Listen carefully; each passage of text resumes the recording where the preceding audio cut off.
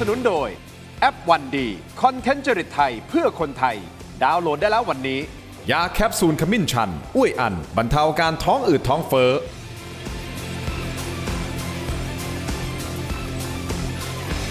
สวัสดีครับตอนทุกท่านเข้าสู่รายการถกไม่เถียงครับคุณผู้ชมครับประเทศไทยของเรามีไอ้โม่งครับมีไอ้โม่งอยู่เบื้องหลัง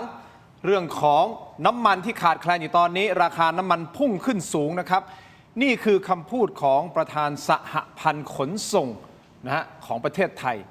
เขาพูดไว้อย่างนี้ครับอัดอั้นตันใจเหลือเกินคลิปที่เขาออกมาระบายเพราะว่าพี่ๆ10 ล้อก็ไปรวมตัวกันนะที่ทางเข้า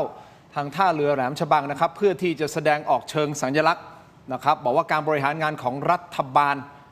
หน่อมแนมเหลือเกินเขาใช้คำนี้นะฮะคุณผู้ชมครับ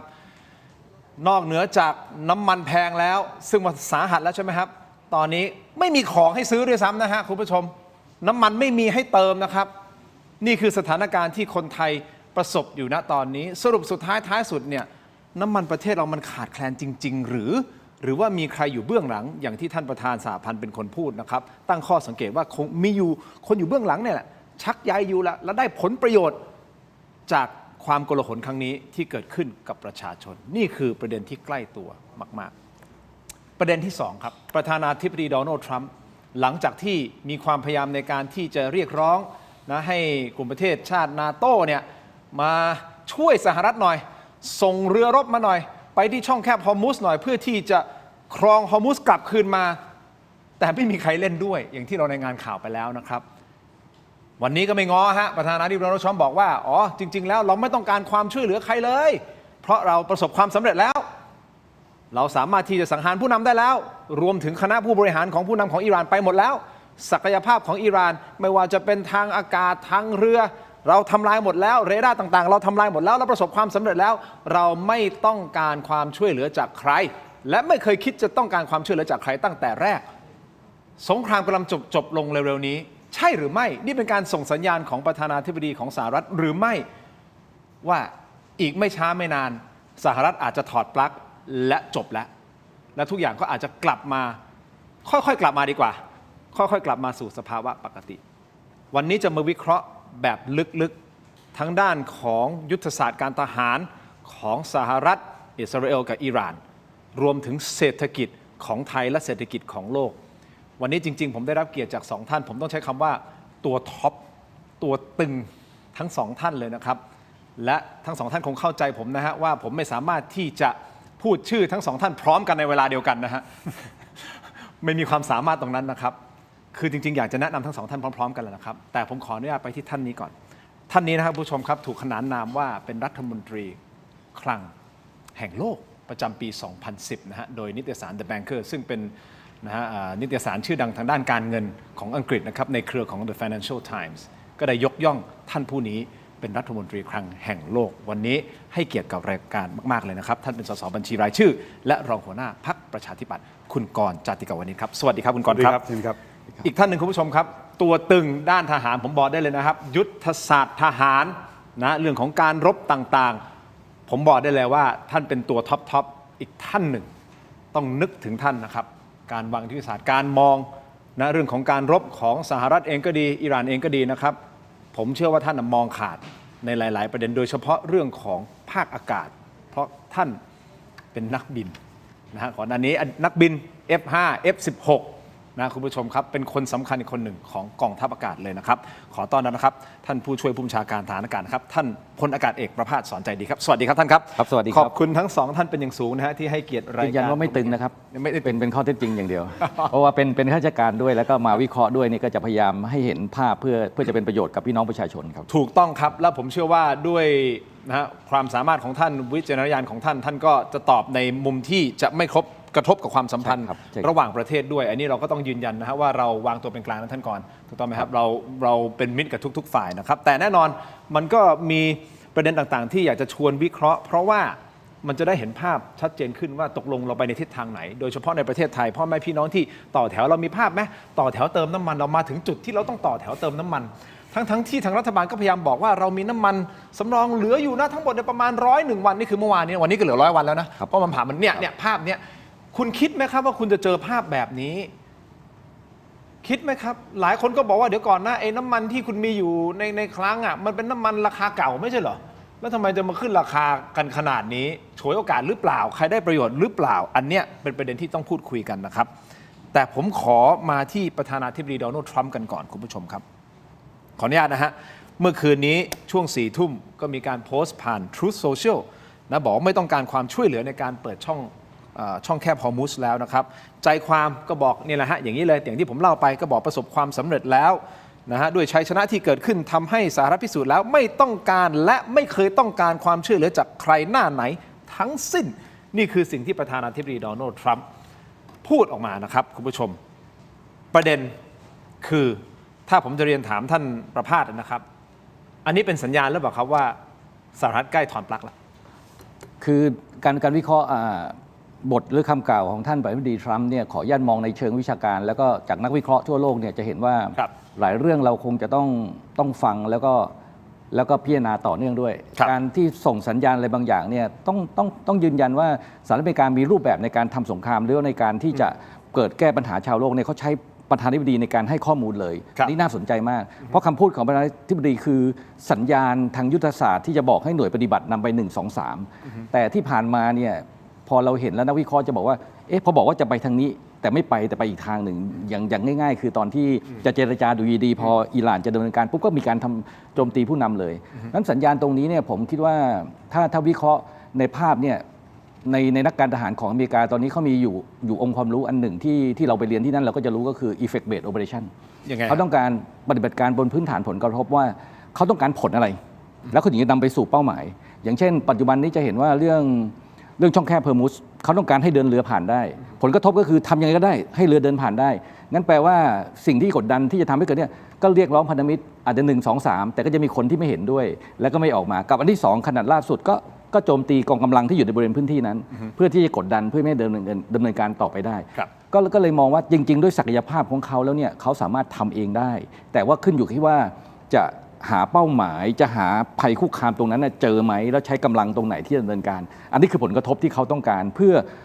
อาจจะคำนวณมายังไงก็ไม่รู้เพื่อไม่ให้มันเกิดผลกระทบไประดับชาวโลกแบบนี้ในขณะที่อิหร่านก็รู้เหมือนกันว่าถ้าเขาปิดตรงนี้มันจะเกิดผลกระทบในแง่ตามมาลำดับที่1คือเรื่องของผ่านไม่ได้เรื่องเศรษฐกิจเรื่องในภูมิภาคแล้วก็พื้นที่ต่างๆพันธมิตรต่างๆเขาก็โจมตีซึ่งน่าสนใจมากว่าอิหร่านใช้วิธีที่โจมตีไปยังฐานทัพต่างๆประเทศต่างๆไม่ได้ตอบโต้มีเพียงป้องกันตัวเองอันนี้มันก็คือเป็นในภูมิภาคก็ถามต่อว่าแล้วที่ท่านส่งสัญญาณอย่างนี้เนี่ยผมในมุมมองผมเนี่ยก็ฟังไว้แต่ให้ไปดูข้อเท็จจริงที่เกิดขึ้นจะมีการโจมตียังมีการกดดันตามยุทธศาสตร์คือคลองทะเลคลองอากาศแล้วก็ทำลายระบบขีปนาวุธต่างๆของอิหร่านแต่อย่าลืมว่าอิหร่านเขาก็มีภาพในลึกๆเนี่ยผมไปออกรายการอะไรทีผมมีโอกาสมีเพื่อนผู้ช่วยทูตที่อยู่อินโดนีเซียด้วยกันแล้วอยู่เป็นชาวอิหร่านยังทุกวันนี้ยังคุยกันอยู่ก็ได้ข้อมูลว่าอันนี้อาจจะเป็นความลับของเขาหรือเปล่าไม่รู้เนาะเขาบอกเขามีช่องทางที่มันสามารถจะทดแทนกันได้ในการติดต่อสื่อสารถึงแม้ว่าผู้นำจะดำเนินการไปแล้วเขารู้เขาเตรียมตัวมา10 กว่าปีเขาควบคุมอยู่ได้แต่จริงๆเขาจะมีระบบที่มันแบบแยกการปฏิบัติออกไปหน่วยต่างๆจะมีภารกิจจะมีเป้าหมายต่างๆคุณทินสงสัยไหมครับว่าจรวดพวกนี้มันไม่ใช่ว่านึกจะยิงแล้วก็เข้าเป้านะมันต้องมีระบบนำล่องมันต้องมีดาวเทียมมันต้องมีต่างๆเพราะฉะนั้นแปลว่ามันจะต้องมีข้อมูลอะไรบางอย่างที่มันไม่ได้ออกมาปรากฏในสื่อก็เกิดภาพตรงนี้นี่คือภาพสองด้านที่ให้เกิดภาพขึ้นโดยสรุปของผมก็คือก็ฟังไว้ว่าเป็นทิศทางไหนเราต้องติดตามในระยะเวลาเหมือนกันที่เกิดขึ้นแต่ถ้ามองภาพในการเมืองนะฮะท่านก่อนผมเชื่อว่าคนติดตามการเมืองของสหรัฐอเมริกาด้วยกันนะครับว่าสหรัฐอเมริกาเองคนในประเทศเขาก็มีส่วนหนึ่งที่เชียร์เขาแหละนะฮะแต่อีกส่วนหนึ่งก็ได้รับผลกระทบด้วยราคาน้ำมันของเขาก็ขึ้นเหมือนกันการเป็นอยู่ของเขาขึ้นเศรษฐกิจไม่ดีอันนี้เป็นอีกช่องทางหนึ่งแล้วที่เขาบอกโอเคจะจบแล้วเพราะไม่งั้นมิดเทอมกำลังจะมาแล้ว election ท่านก่อนมองไงครับจริงๆก็มีการวิพากษ์วิจารณ์กันนะครับว่าจะดูว่าประธานาธิบดีทรัมป์จะไปทางไหนเนี่ยคือมิติทางการทหารคือเรื่องหนึ่งแต่มิติทางการเมืองเนี่ยสำคัญมากนะครับแล้วความจริงมีมิติทางเศรษฐกิจผลกระทบต่อตลาดเงินตลาดทุนอีกต่างหากที่ก็มีอิทธิพลต่อประธานาธิบดีทรัมป์แล้วก็คนรอบตัวเขาเพราะฉะนั้นมันมีหลายเรื่องที่ต้องดูเพื่อที่จะเหมือนกับคาดเดานะครับว่าเขาจะไปทางไหนต่อคราวนี้เดิมทีเนี่ยมันก็มีการวิเคราะห์กันอยู่แล้วว่าประธานาธิบดีทรัมป์เนี่ยอาจจะไม่ได้คิดว่ามันจะยืดเยื้อมาถึงวันนี้แต่แรกคืออาจจะมีประสบการณ์จาก ปรากฏการณ์เวเนซุเอลานะฮะที่เข้าไปยึดตัวผู้นำออกมาก็ถือว่าปิดจ็อบเลย จบง่าย ครับสามารถที่จะเปลี่ยนผู้นำประเทศให้เป็นผู้นำที่คุยด้วยได้นะครับเจรจาได้ต่อรองได้นะครับก็ถือว่าจบแล้วก็เลยคิดว่าจะทำในลักษณะเดียวกันกับอิหร่านนะแต่สังเกตว่าภารกิจแรกของอิสราเอลกับสหรัฐอเมริการ่วมกันเนี่ยก็คือการสังหารหมู่กลุ่มผู้นำรวมถึงผู้นำระดับสูงที่สุดของประเทศด้วยความหวังว่าตรงนั้นก็คือจบเลยนะแต่มันไม่จบไง ไม่จบอะ นะฮะแล้วมันยืดเยื้อมาถึงตอนนี้เนี่ยผมคิดว่าแผนการเดิมที่ประธานาธิบดีทรัมป์พูดถึงในช่วงวัน2 วันแรกๆคือเรื่องของ regime change คือเปลี่ยนแปลงคณะปกครองเนี่ยเราจะไม่ได้เห็นว่าท่านพูดถึงอีกแล้วนะแสดงว่าอย่างน้อยที่สุดเป้าหมายนั้นที่ท่านเคยมีนะครับวันนี้นี่คงยอมรับแล้วว่ามันเป็นไปไม่ได้นะครับหรือเป็นไปได้ยาก เพราะฉะนั้นถามว่าเมื่อไม่ได้วางแผนไว้ว่ามันจะมาถึงวันนี้ไม่ได้คาดการไว้ว่าอิหร่านจะตอบโต้ใน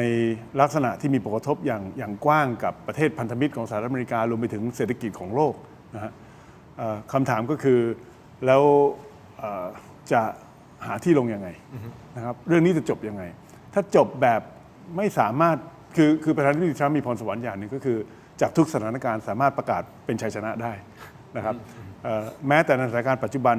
ที่ไม่ได้เห็นภาพชัดเจนว่าชนะแล้วอย่างไรนะครับความจริงเคยประกาศว่าจบแล้วชนะแล้วไปแล้วด้วยซ้ำไปนะครับแต่ว่าวันนี้เนี่ย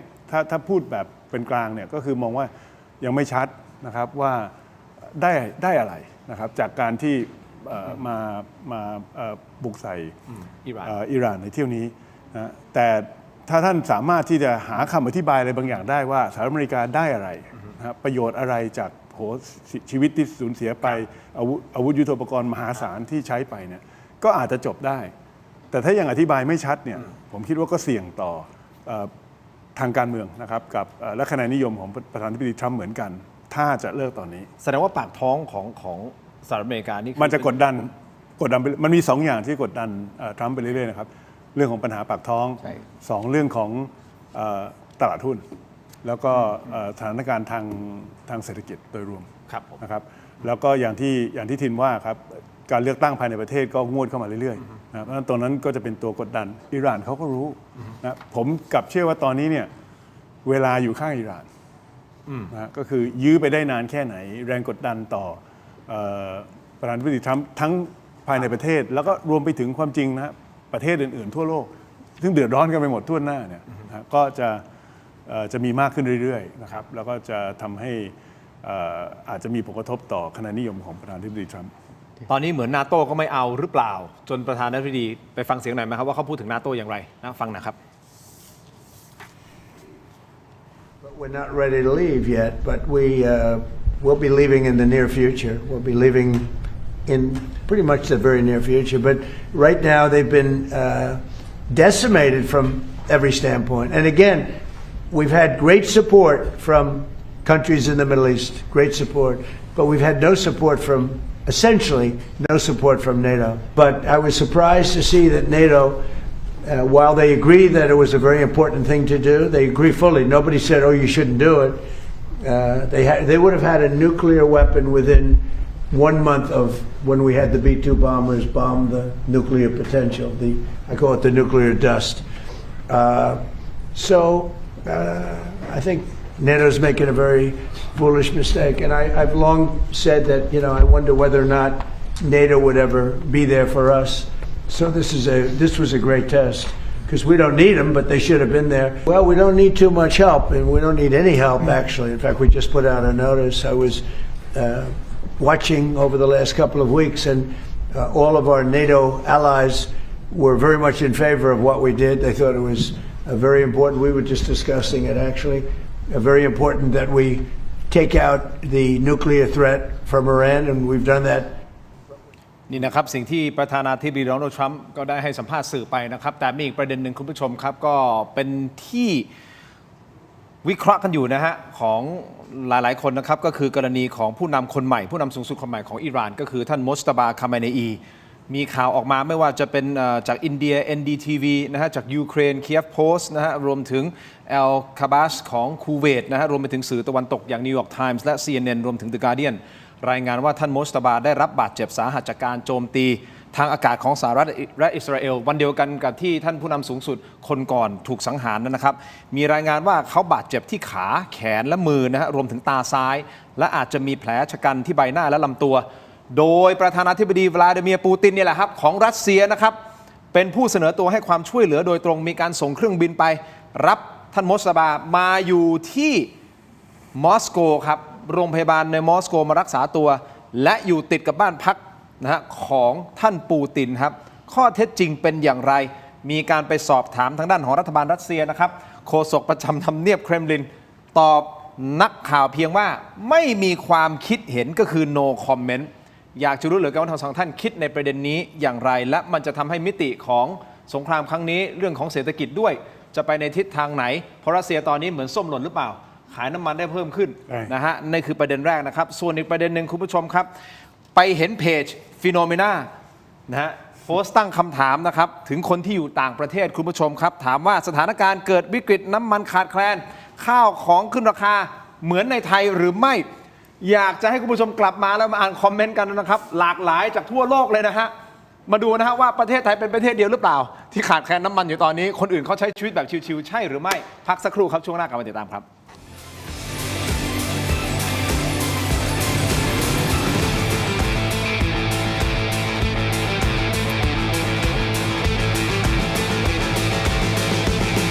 Farmhouse Royal Bread สไลซ์หนา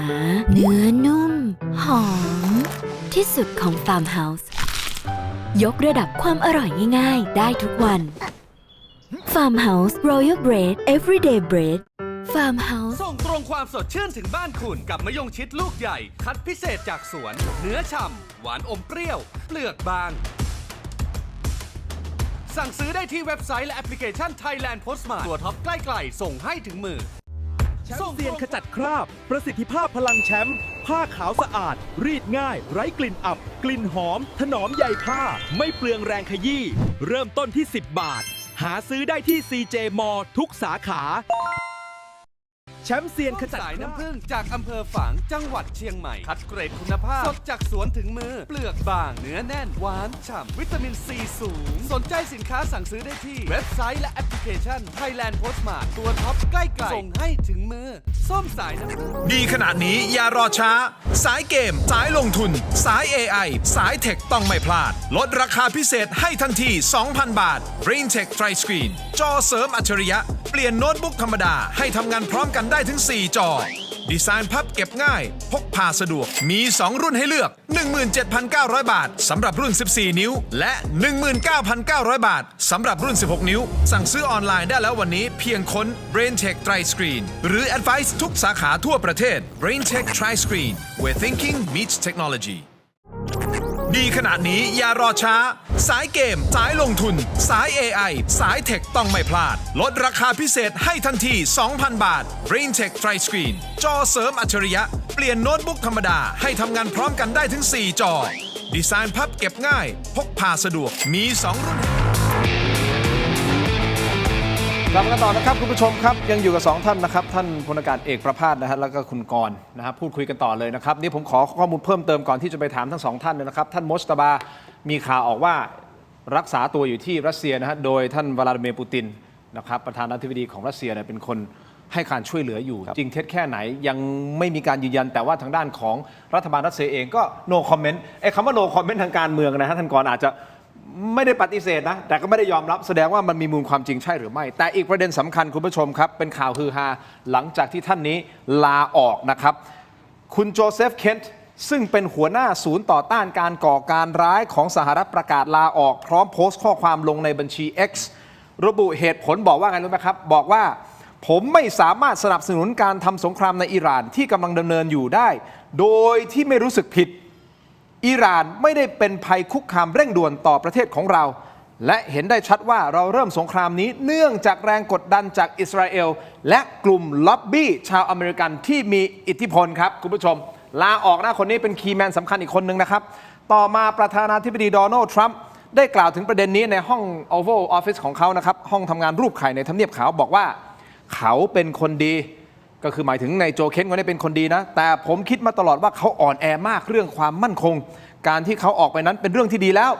ก็คือใช้คำว่า it's a good thing he's out นึกออกไหมดีแล้วออกไปแล้วเพราะเขาบอกว่าอิหร่านไม่ได้เป็นภัยคุกคามออกไปก็ดีและย้ำนะครับว่าหากใครในคณะบริหารไม่เชื่อว่าอิหร่านเป็นภัยคุกคามต่อสหรัฐเราก็ไม่ต้องการคนเหล่านั้นคำถามคุณกรณ์ก่อนที่จะให้ท่านประภาสมองในทิศทางของนะฮะว่าคีย์แมนสำคัญที่วางยุทธศาสตร์เรื่องของการโจมตีครั้งนี้หรือเปล่าเนี่ยออกไปเนี่ยมันมีผลอย่างไรคนสำคัญออกมาแฉอเมริกาเองมันก็ท่านมองไงครับมันก็สะท้อนในข้อเท็จจริงที่ทินกล่าวถึงตั้งแต่ต้นรายการนะครับว่าความคิดเห็นในสหรัฐอเมริกาเองก็ไม่ได้เป็นเอกฉันท์นะครับว่าสิ่งที่ประธานาธิบดีทรัมป์ได้ตัดสินใจบุกเข้าไปในอิหร่านเนี่ยเขาเห็นดีด้วยหรือไม่ซึ่งตรงนี้เนี่ยผมคิดว่าเราสัมผัสได้ดีไม่ดีจากโพลที่ผมเห็นเนี่ยก็คือประชาชนส่วนใหญ่จะไม่เห็นด้วยด้วยซ้ำไปนะครับที่เห็นด้วยก็เยอะนะครับที่ไม่เห็นด้วยก็อาจจะมีมากกว่านะครับเพราะฉะนั้นก็ไม่น่าแปลกใจนะครับในประเทศประชาธิปไตยที่มันจะมีความเห็นต่างข้อดีก็คือไม่เห็นต่างแล้วก็รับไม่ได้ไม่สามารถปฏิบัติหน้าที่ได้โดยไม่รู้สึกผิดนะครับแทนที่จะดันทุรังอยู่ในตำแหน่งต่อไปก็คือลาออกให้คนที่เขามีใจกับยุทธศาสตร์และนโยบายของผู้นำประเทศได้มาทำแทนอันนี้มันจะเป็นเอฟเฟกต์กลับมาที่ทรัมป์ไหมท่านคิดว่าการออกมาแฉและโดยเฉพาะเรื่องประเด็นของล็อบบี้อีสผมคิดว่าการที่มีคนไม่เห็นด้วยนะครับออกมาแสดงตนเนี่ยไม่ใช่เรื่องแปลกนะครับคือเป็นที่รู้กันอยู่แล้วว่ามีคนไม่เห็นด้วยเพียงแต่ว่าเมื่อเป็นบุคคลที่มีบทบาทหน้าที่สำคัญในรัฐบาลนะฮะก็อาจจะมีผลมากหน่อยเพราะว่านี่ก็เป็นหนึ่งในคนที่ประธานาธิบดีทรัมป์ได้ไว้วางใจมานะครับเมื่อเขาประกาศว่าเขาไม่ได้เห็นด้วยกับทรัมป์ในระดับที่สูงเพียงพอที่เขาทำให้เขาดำรงตำแหน่งนี้ต่อไปไม่ได้เนี่ยมันมีผลไม่มากก็น้อยนะครับแต่ว่ามันไม่ได้เปลี่ยนแปลงข้อเท็จจริงว่ามันมีคนเห็นด้วยและคนไม่เห็นด้วยนะครับเพราะฉะนั้นในส่วนของตรงนี้เนี่ยผมมองว่าไม่มีผลมากนักนะครับกับทรัมป์เดี๋ยวเขาก็จะหาคนที่พร้อมที่จะปฏิบัติหน้าที่ตามยุทธศาสตร์ที่ทรัมป์ได้เดินไปนะครับมาทำแทนแต่การที่บอกว่าทำเพราะโดนอิสราเอลยุหรือแล้วก็โดนล็อบบี้อีสอันนี้ครับเพราะฉะนั้นมันคือผลแต่อันนี้เนี่ยก็อีกอย่างเดียวผลประโยชน์อย่างเดียวแหละอันนี้เนี่ยมันก็เป็นข้อกล่าวหาที่ฝั่งที่ไม่เห็นด้วยเนี่ยได้มีมาตั้งแต่แรกอยู่แล้วจำได้ไหมครับมีเจ้าหนี้ทหารนาวิกโยธินที่แต่งชุดเต็มเครื่องแบบเนี่ยนะฮะแล้วก็ถูกลากออกไปจากห้องประชุมแล้วสิ่งที่เขาแหกปากตะโกนให้ทุกคนได้ยินในวันนั้นเนี่ยก็คือเราไม่พอใจที่จะต้องมาทำสงครามให้กับอิสราเอลนะอันนั้นคือมันสะท้อนให้เห็นว่าคืออาจจะในชุดความคิดหรือว่ามุมมองของฝั่งคนที่ไม่เห็นด้วยที่อเมริกาเนี่ยมีมิตินี้เนี่ยเป็นมิติสำคัญนะครับก็คือมองว่าทั้งหมดนี้เนี่ยมันเป็นวาระของอิสราเอลและผลประโยชน์ของอิสราเอลมากกว่าที่จะเป็นประโยชน์ต่ออเมริกาหรือชาวอเมริกันนะเมื่อเทียบกันครับท่านประภาสผมมีเพิ่มเติมก็คือว่าในเซสชันนี้ผมจะพูด3ประเด็นแรกที่ผมพูดต่อเนื่องก็คือว่าที่บอกว่าการทำงานครั้งนี้เนี่ยคำพูดที่มีนัยสำคัญมากคือในนาโต้นะเขาบอกว่าเขาไม่ได้เป็นคนเริ่มสงครามเขาไม่ได้เป็นคนมีส่วนร่วมในการวางแผนแล้วรูปแบบถ้านักการทหารมองแล้วการดำเนินการในครั้งนี้เนี่ยการทำลักษณะของการโอเปอเรชั่นใหญ่ๆแบบนี้มันจะต้องมีการเตรียมการหาพันธมิตรมีการหนทางที่ดีที่สุดหนทางที่อันตรายที่สุดแล้วก็ผลกระทบที่จะตามมา1 2 3ถ้าบอกว่าไม่ได้คิดว่าถ้าปิดฮอร์มุสเกิดถ้าปฏิบัติการทหารแล้วผลกระทบลำดับที่1ไปสู่ผลกระทบทางเศรษฐกิจอิหร่านก็มองออกและสุดท้ายไปเรื่องของการเมืองแล้วก็เกิดการเพรสเชอร์ในต่างๆเนี่ยเพราะฉะนั้นผมว่าตรงนี้แหละน่าจะเป็นจุดสำคัญที่พันธมิตรต่างๆก็ไม่ยอมเข้าไม่มีใครอยากมือมาสู้ขีบหรอกครับเพราะว่าผมว่าประชาชนในประเทศต่างๆก็น่าจะไม่อยากที่จะเข้ามาอันนี้เราวิเคราะห์จากภาพที่ปรากฏแล้วที่นาโต้ต่างๆไม่ร่วมมือด้วยอันนี้คือมีนัยสำคัญมากเขาก็มองว่าไม่ได้มาปรึกษาเขาแต่แรกถูกต้องตรงนี้สำคั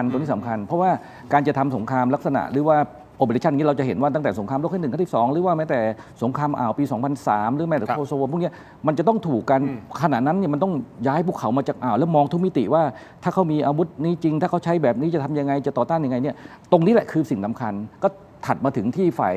ที่ปรึกษาเนี่ยที่ท่านออกเนี่ยผมประเด็นที่2ผมมองเรื่องความชอบธรรม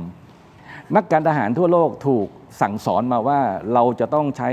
เชื่อใน UN Charter มาตรา 51 การใช้กำลังจะต้องแบบที่มันเป็นภัยคุกคามจริง ๆ เท่านั้นใช้เหมาะสมห้ามโจมตีเป้าหมายพลเรือน อยู่ในสัดส่วนที่ชัดเจน เราถูกเขามาสั่งมาสอนตลอด และแม้แต่การใช้สงครามกับที่เรามีการเหตุปะทะกันแนวกัมพูชาแล้วก็ทำแบบนี้ ครับ นักการทหารทั่วโลกที่เขาคิด จิตสำนึก แล้วก็จิตสำนึกลักษณะเนี้เขาจะไม่ทำแบบนี้แน่นอน ทหารอาชีพแม้กระทั่งเห็นประชาชนตัวดำๆที่ไม่เกี่ยวข้องกับสงครามเขายังไม่ทำร้ายเลย ตัวอย่างผมชัดเจนคือกองทัพไทยเนี่ยชัดเจนที่กรณีที่เกิดความขัดแย้ง และมีสะพานอยู่เส้นหนึ่ง ซึ่งเป็นลำเลียง BM21 ลำเลียงอะไรต่างๆกองทัพอากาศบินไปเห็นคนวิ่งผ่าน ถ้าลงไปบวชจะมีคนเสียชีวิตแค่คนเดียวก็ยอมรับไม่ได้แล้ว ยังไม่ยอมเลยกลับไปกลางคืนเขาถึงมาดำเนินการ ลักษณะเนี้ผมว่าคือความชอบธรรมแต่โอเค แล้วเขาจะเปลี่ยนคนอื่นมาที่จะทำได้เหมือนกัน ก็ต้องดูต่อไปเพราะว่าเขามีศักยภาพ โอเค ประการที่ 3 เรื่องของที่ว่าบาดเจ็บแล้วไปรัสเซียหรือไม่ อันนี้ ต้องระวัง ผม ผลกระทบนะครับ เพราะว่าในลักษณะความขัดแย้งแบบนี้เนี่ยข่าวต่างๆที่ออกมาเป็นการโยนหินถามทาง เป็นการสร้างกระแส เป็นการต้องการจะดึงอะไรสร้างความชอบธรรมอะไรบางอย่าง ก็เป็นไปได้ มันมี 2 แนวทางในการวิเคราะห์เป็นข้อสังเกตของผมคือ 1. ถ้าเป็นจริงตามนั้น ครับ ที่บอกว่าใช้เครื่องบินน่ะยาก เพราะว่าการที่เอาเครื่องบินบินเข้ามาในนั้นเขาเห็นอยู่หมดแล้วในโอเปอเรชันเขารู้เลยว่าจะเคลื่อนย้ายอะไรต่างๆมานี่หมด ถ้าเป็นแบบนั้นจริง ๆ ว่าไปอยู่ที่ตามที่เป็นข่าวนะครับว่าไปอยู่แล้วที่ต้องไปทางรถแล้วก็ขึ้นเพราะชายแดนไม่ไกลมากมายแล้วก็เข้าไปตรงนั้นผมคิดว่าจะเป็นลักษณะนั้นมากกว่า หรือไม่ก็อาจจะเป็นฮอหรืออะไรต่างๆที่มันแบบเคลื่อนย้ายในจังหวะที่มันต้องมีการซ่อนพรางต้องมีการแบบสงครามอิเล็กทรอนิก ไม่ ส์ ใช่พงๆเครื่องบิน ไม่ใช่ไม่ บินขึ้นเพราะเขา สงครามอิเล็กทรอนิกส์มากมาย กดอยู่ เพราะว่าเขากดอยู่ อันนี้คือในการวิเคราะห์กับประการที่ 2 คือไม่ใช่เรื่องจริงหรอกอาจจะอยู่ในนั้นอยู่ในแต่ก็แกล้งโยนข่าวไป เพื่อให้ดูกระแสดูสะท้อนด้วยนะพวกนี้มันคืออยากเรียนให้ทราบอย่างนี้ครับเราดูข่าวติดตามข่าวบางทีเราอาจจะเห็นแต่ข่าวในส่วนของส่วนตะวันตกบ้างใน Facebook บ้างใน AI บ้างบางทีจริง ๆ ในอิสราเอลก็ไม่มีมันเป็นลักษณะของการหลอกล่อเพื่อให้เราคอยตามหรือไม่งั้นผมวิเคราะห์2 ประเด็นถ้าคือ 1 ถ้าไปจริงจะไม่ไปโดยเครื่องบินหรอกครับแล้วจะอยู่อย่างนั้นแล้วถ้าไปจริงๆรัสเซียคงไม่บอกเพราะฉะนั้นก็แปลว่าเอาผู้นำที่เขาต้องการจะเปลี่ยนไปอยู่ในนั้นเนี่ยผมว่ามีผลกระทบเยอะนะมันจะตามมามากมาย หรือแม้แต่บอกแม้กระทั่งว่ามีวิศวกรของผู้ที่ร้ายในประเทศจีนเข้ามาอยู่ในนั้นแล้วเกิดแรงต่างนี่มันก็กระทบเหมือนกัน แต่ว่าอาจจะอยู่ในพื้นที่นั้นเพื่อจะดูว่าอยู่ตรงไหน หรือบางครั้งเราเห็นข่าวไหมว่าคนนั้นยังเสียชีวิตไหมอยู่ที่ไหนเนี่ยเพื่อให้ตอบโต้เพื่อให้เห็นจุด แล้วอย่าลืมนะครับว่าระบบพวกนี้ใช้สงครามอิเล็กทรอนิกส์หมดดักฟังได้มีเห็นสัญญาณได้ มีการใช้ UAV บินตลอดเวลาเห็นสัญญาณเขาเห็นเชื่อมโยงหมดแต่ว่าอิหร่านเนี่ยมีเทคนิคที่มันมากกว่านั้นคือไอ้การที่เขาใช้ไฟเบอร์ที่อยู่ข้างล่างมันไม่ต้องใช้สัญญาณเนี่ยมันทำให้เขาติดต่อสื่อสารได้ผมเลยตอบท่านก่อนว่าเอ๊ะทำไมเขายังผู้นำเขาหมดเยอะแยะเลย แต่ทำไมเขายังตอบโต้ได้โจมตีได้ถ้าวิเคราะห์ก็คือมันต้องมีระบบอะไรบางระบบที่อยู่ใต้ดินที่ไม่สามารถตรวจจับได้ แล้วก็สั่งการได้ไปสู่เป้าหมาย สังเกตไหมพอมีการโจมตีมาที่อิหร่านปุ๊บเขาก็จะโจมตีไปยังพื้นที่นั้นทันทีนั่นแปลว่ามันมีการレスปอนส์สิ่งต่างๆเหล่านี้อย่างชัดเจนอันนี้ก็คือเป็นการวิเคราะห์ในภาพรวมนะครับจากภาพที่ปรากฏผมก็เลยบอกว่าดูพวกนี้ต้องใจเย็นๆ โอเค ครับ อย่างนี้ฮะเดี๋ยวเรื่องของการทหารยังไงเดี๋ยวผมคงได้มีโอกาสถามท่านประภาสเพิ่มเติม ครับ นะฮะแต่ผมอยากจะไปเรื่องของเศรษฐกิจเพราะนี่มันใกล้ตัวเราแล้วท่านก็นั่งอยู่ตรงนี้แล้วนะเพราะฉะนั้นอยากถามในประเด็นเรื่องของน้ำมันนะครับคราวเนี้ยไปที่เพจฟิโนเมนาก่อนนะครับฟิโนเมนาเนี่ยโพสต์ตั้งคำถามคุณผู้ชมครับตั้งคำถามคนที่อยู่ต่างประเทศเลยนะฮะถามว่าไอ้สถานการณ์เกิดวิกฤตน้ำมันขาดแคลนข้าวของแพงขึ้นราคาเหมือนในเมืองไทยมีหรือเปล่านะฮะนี่คือภาพนะอยากรู้ใครที่อยู่ต่างประเทศสถานการณ์ตอนนี้วิกฤตหรือยังน้ำมันขาดแคลนอาหารเริ่มแพงเหมือนกันไหมแล้วรัฐบาลที่นั่นมีวิธีการจัดการยังไงปรากฏว่ามีคนไทยในต่างประเทศเข้ามาแสดงความคิดเห็นหลากหลายนะฮะคุณผู้ชมครับเดี๋ยวเราเอาบางส่วนแล้วกันนะฮะมาโพสต์ให้คุณผู้ชมได้เห็นว่าคอมเมนต์ว่าอย่างไรอย่างที่ดูไบพี่คนนี้อยู่ดูไบนะฮะนี่ขนาดอยู่ดูไบที่มีมิสไซล์กับโดรนจากอิหร่านพุ่งมาทุกวันอาหารการกินและน้ำมันก็ยังปกติค่ะสินค้าก็ไม่มีอะไรขึ้นราคาไม่มีความวุ่นวายไปกักตุนอาหารหรือซื้อน้ำมันใส่แกลลอนแต่อย่างใดงงเหมือนกันที่ไทยทำไมดูวุ่นวายส่วนที่มาเลเซียคนนี้อยู่มาเลเซียนะฮะคุณผู้ชมมาเลเซียใช้ชีวิตปกติมากค่ะเติมน้ำมันได้ทุกที่ประชากรมาเลเซียยังจ่ายค่าน้ำมันเท่าเดิมก็คือ 1.99 มาเลเซียนริงเกิตเนี่ยนะฮะต่อลิตรก็ประมาณ16 บาทต่อลิตรนะฮะสำหรับ 95 น้ำมัน 95 เพราะรัฐยัง subsidize อยู่คำถามคือถ้าอ่านจากคอมเมนต์หลายๆคอมเมนต์ถ้าคุณผู้ชมเข้าไปดูเพจนี้นะครับส่วนใหญ่ต่างประเทศที่คนไทยสะท้อนเข้ามาก็เหมือนมันคนละภาพกับที่ประเทศไทยเลยครับแล้วสรุปแล้วคุณกรณ์น้ำมันเราขาดจริงไหม ก็คือ หลากหลายเข้ามาอยู่ญี่ปุ่น ผมก็เห็นตั้งแต่เช้านะครับ คนใช้ชีวิตปกติ คนไทยจากทั่วโลกได้สะท้อน สภาพความเป็นอยู่เข้ามา แล้วทุกคนก็พูดเสียงเดียวกันว่าเอ๊ะมองกลับเข้ามาที่บ้านเกิดเขาคือที่เมืองไทยเนี่ยทำไมมันถึงวุ่นวาย ทำไมมันวุ่นวาย เสมือนกับว่าไทยเนี่ยอยู่ท่ามกลางสงครามเลยนะฮะทั้งที่ในกรณีดูไบเขาอยู่ใกล้กว่าเราเยอะนะก็ผมก็ไม่รู้ว่าจะขำหรือว่าจะเศร้าดีนะครับกับข้อเท็จจริงนี้ แต่ว่ามันวุ่นวายจริงนะฮะซึ่งทางภาครัฐบาลหรือหลาย ๆ คนอาจจะบอกว่าก็ประชาชนไปตื่นตระหนกเองนะแต่จริง ๆ แล้วมันไม่ใช่นะเพราะว่าน้ำมันเนี่ยจากที่รัฐบาลบอกว่าน้ำมันมีเพียงพอเนี่ยสภาพความจริงที่ประชาชนต้องประสบเนี่ยก็คือปั๊มน้ำมันที่ต้องสั่งปิด เพราะว่าน้ำมันหมดนะครับไปเติมน้ำมันเนี่ยบางทีผมมีเพื่อนคนหนึ่งที่สุราษฎร์ธานีเนี่ยต้องแวะถึง9ปั๊มก่อนที่จะได้น้ำมันอย่างเงี้ยนะมันไม่ใช่สภาพปกตินะแล้วถามว่ามันเกิดขึ้นเพราะประชาชนตื่นตระหนกฝ่ายเดียวหรือไม่เนี่ยมันไม่ใช่แน่นอนนะเพราะว่าประเทศเราเนี่ยต้องเข้าใจว่ามันมีระบบ2ราคานะฮะก็คือมันมีราคาหน้าปั๊มนะที่ตอนนี้ได้ชดเชยอยู่ลิตรละเกือบ20 บาทในกรณีของน้ำมันดีเซลโดยกองทุนน้ำมันแล้วก็มันมีน้ำมันภาคอุตสาหกรรมนะครับที่โดยปกติเนี่ยเขาซื้อผ่านพ่อค้าคนกลางที่เรียกกันว่าจ็อบเบอร์นะครับซึ่งโดยปกติเนี่ยภาคอุตสาหกรรมเขาซื้อขายส่งเขาก็จะซื้อได้ในราคาที่ถูกกว่าหน้าปั๊มแต่ในยุคปัจจุบันเนี่ยนะมันกลับกลายเป็นราคาที่แพงกว่านะคราวนี้พอในสถานการณ์ที่ภาคอุตสาหกรรมซื้อในราคาที่แพงกว่าในขณะที่หน้าปั๊มข้างบ้านเขาเนี่ยข้างโรงงานเขาเนี่ยนะมีการขายน้ำมันในลิตรที่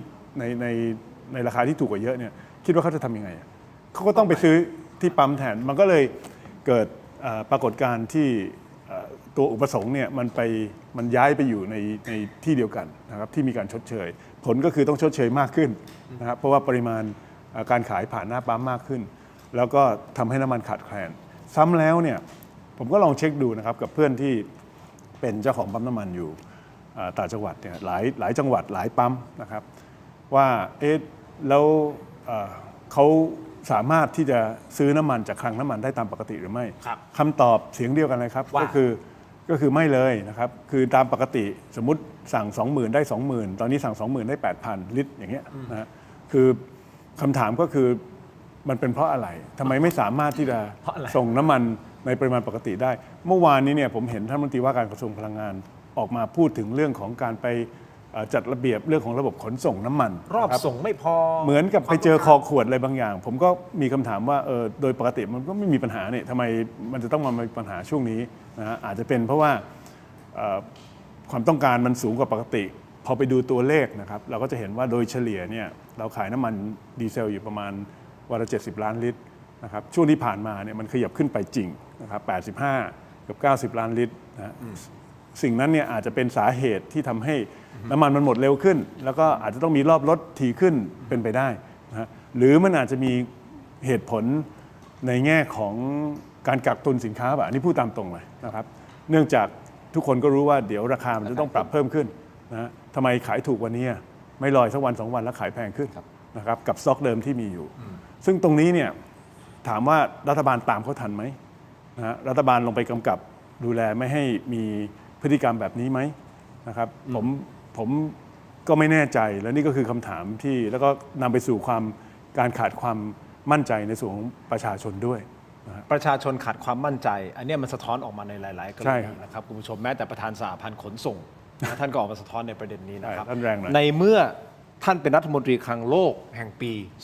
2010 ครับถ้าท่านจะเข้ามาดูแลสถานการณ์แบบนี้ผมถามนี่เหมือนถามเป็นผมขอตอบเลยครับเพราะว่าโอเคอย่างนี้พอดีผมอยากฟังมากครับคุณผู้ชมผมเชื่อว่าท่านสภาก็อยากฟังนะฮะเดี๋ยวผมขออนุญาตพักสักครู่สั้นๆนิดเดียวว่าถ้าเป็นท่านก่อนจะเข้ามาแก้ไขรู้สึกมันจะเป็นความบิดเบี้ยวของระบบณตอนนี้หรือเปล่าจะแก้ยังไงข้อที่1ข้อที่2ครับเดี๋ยวต้องให้ความเป็นธรรมกับทางด้านของกรมพัฒนาพลังงานทดแทนและอนุรักษ์พลังงานด้วยนะฮะท่านรองเนี่ยท่านออกมาให้คว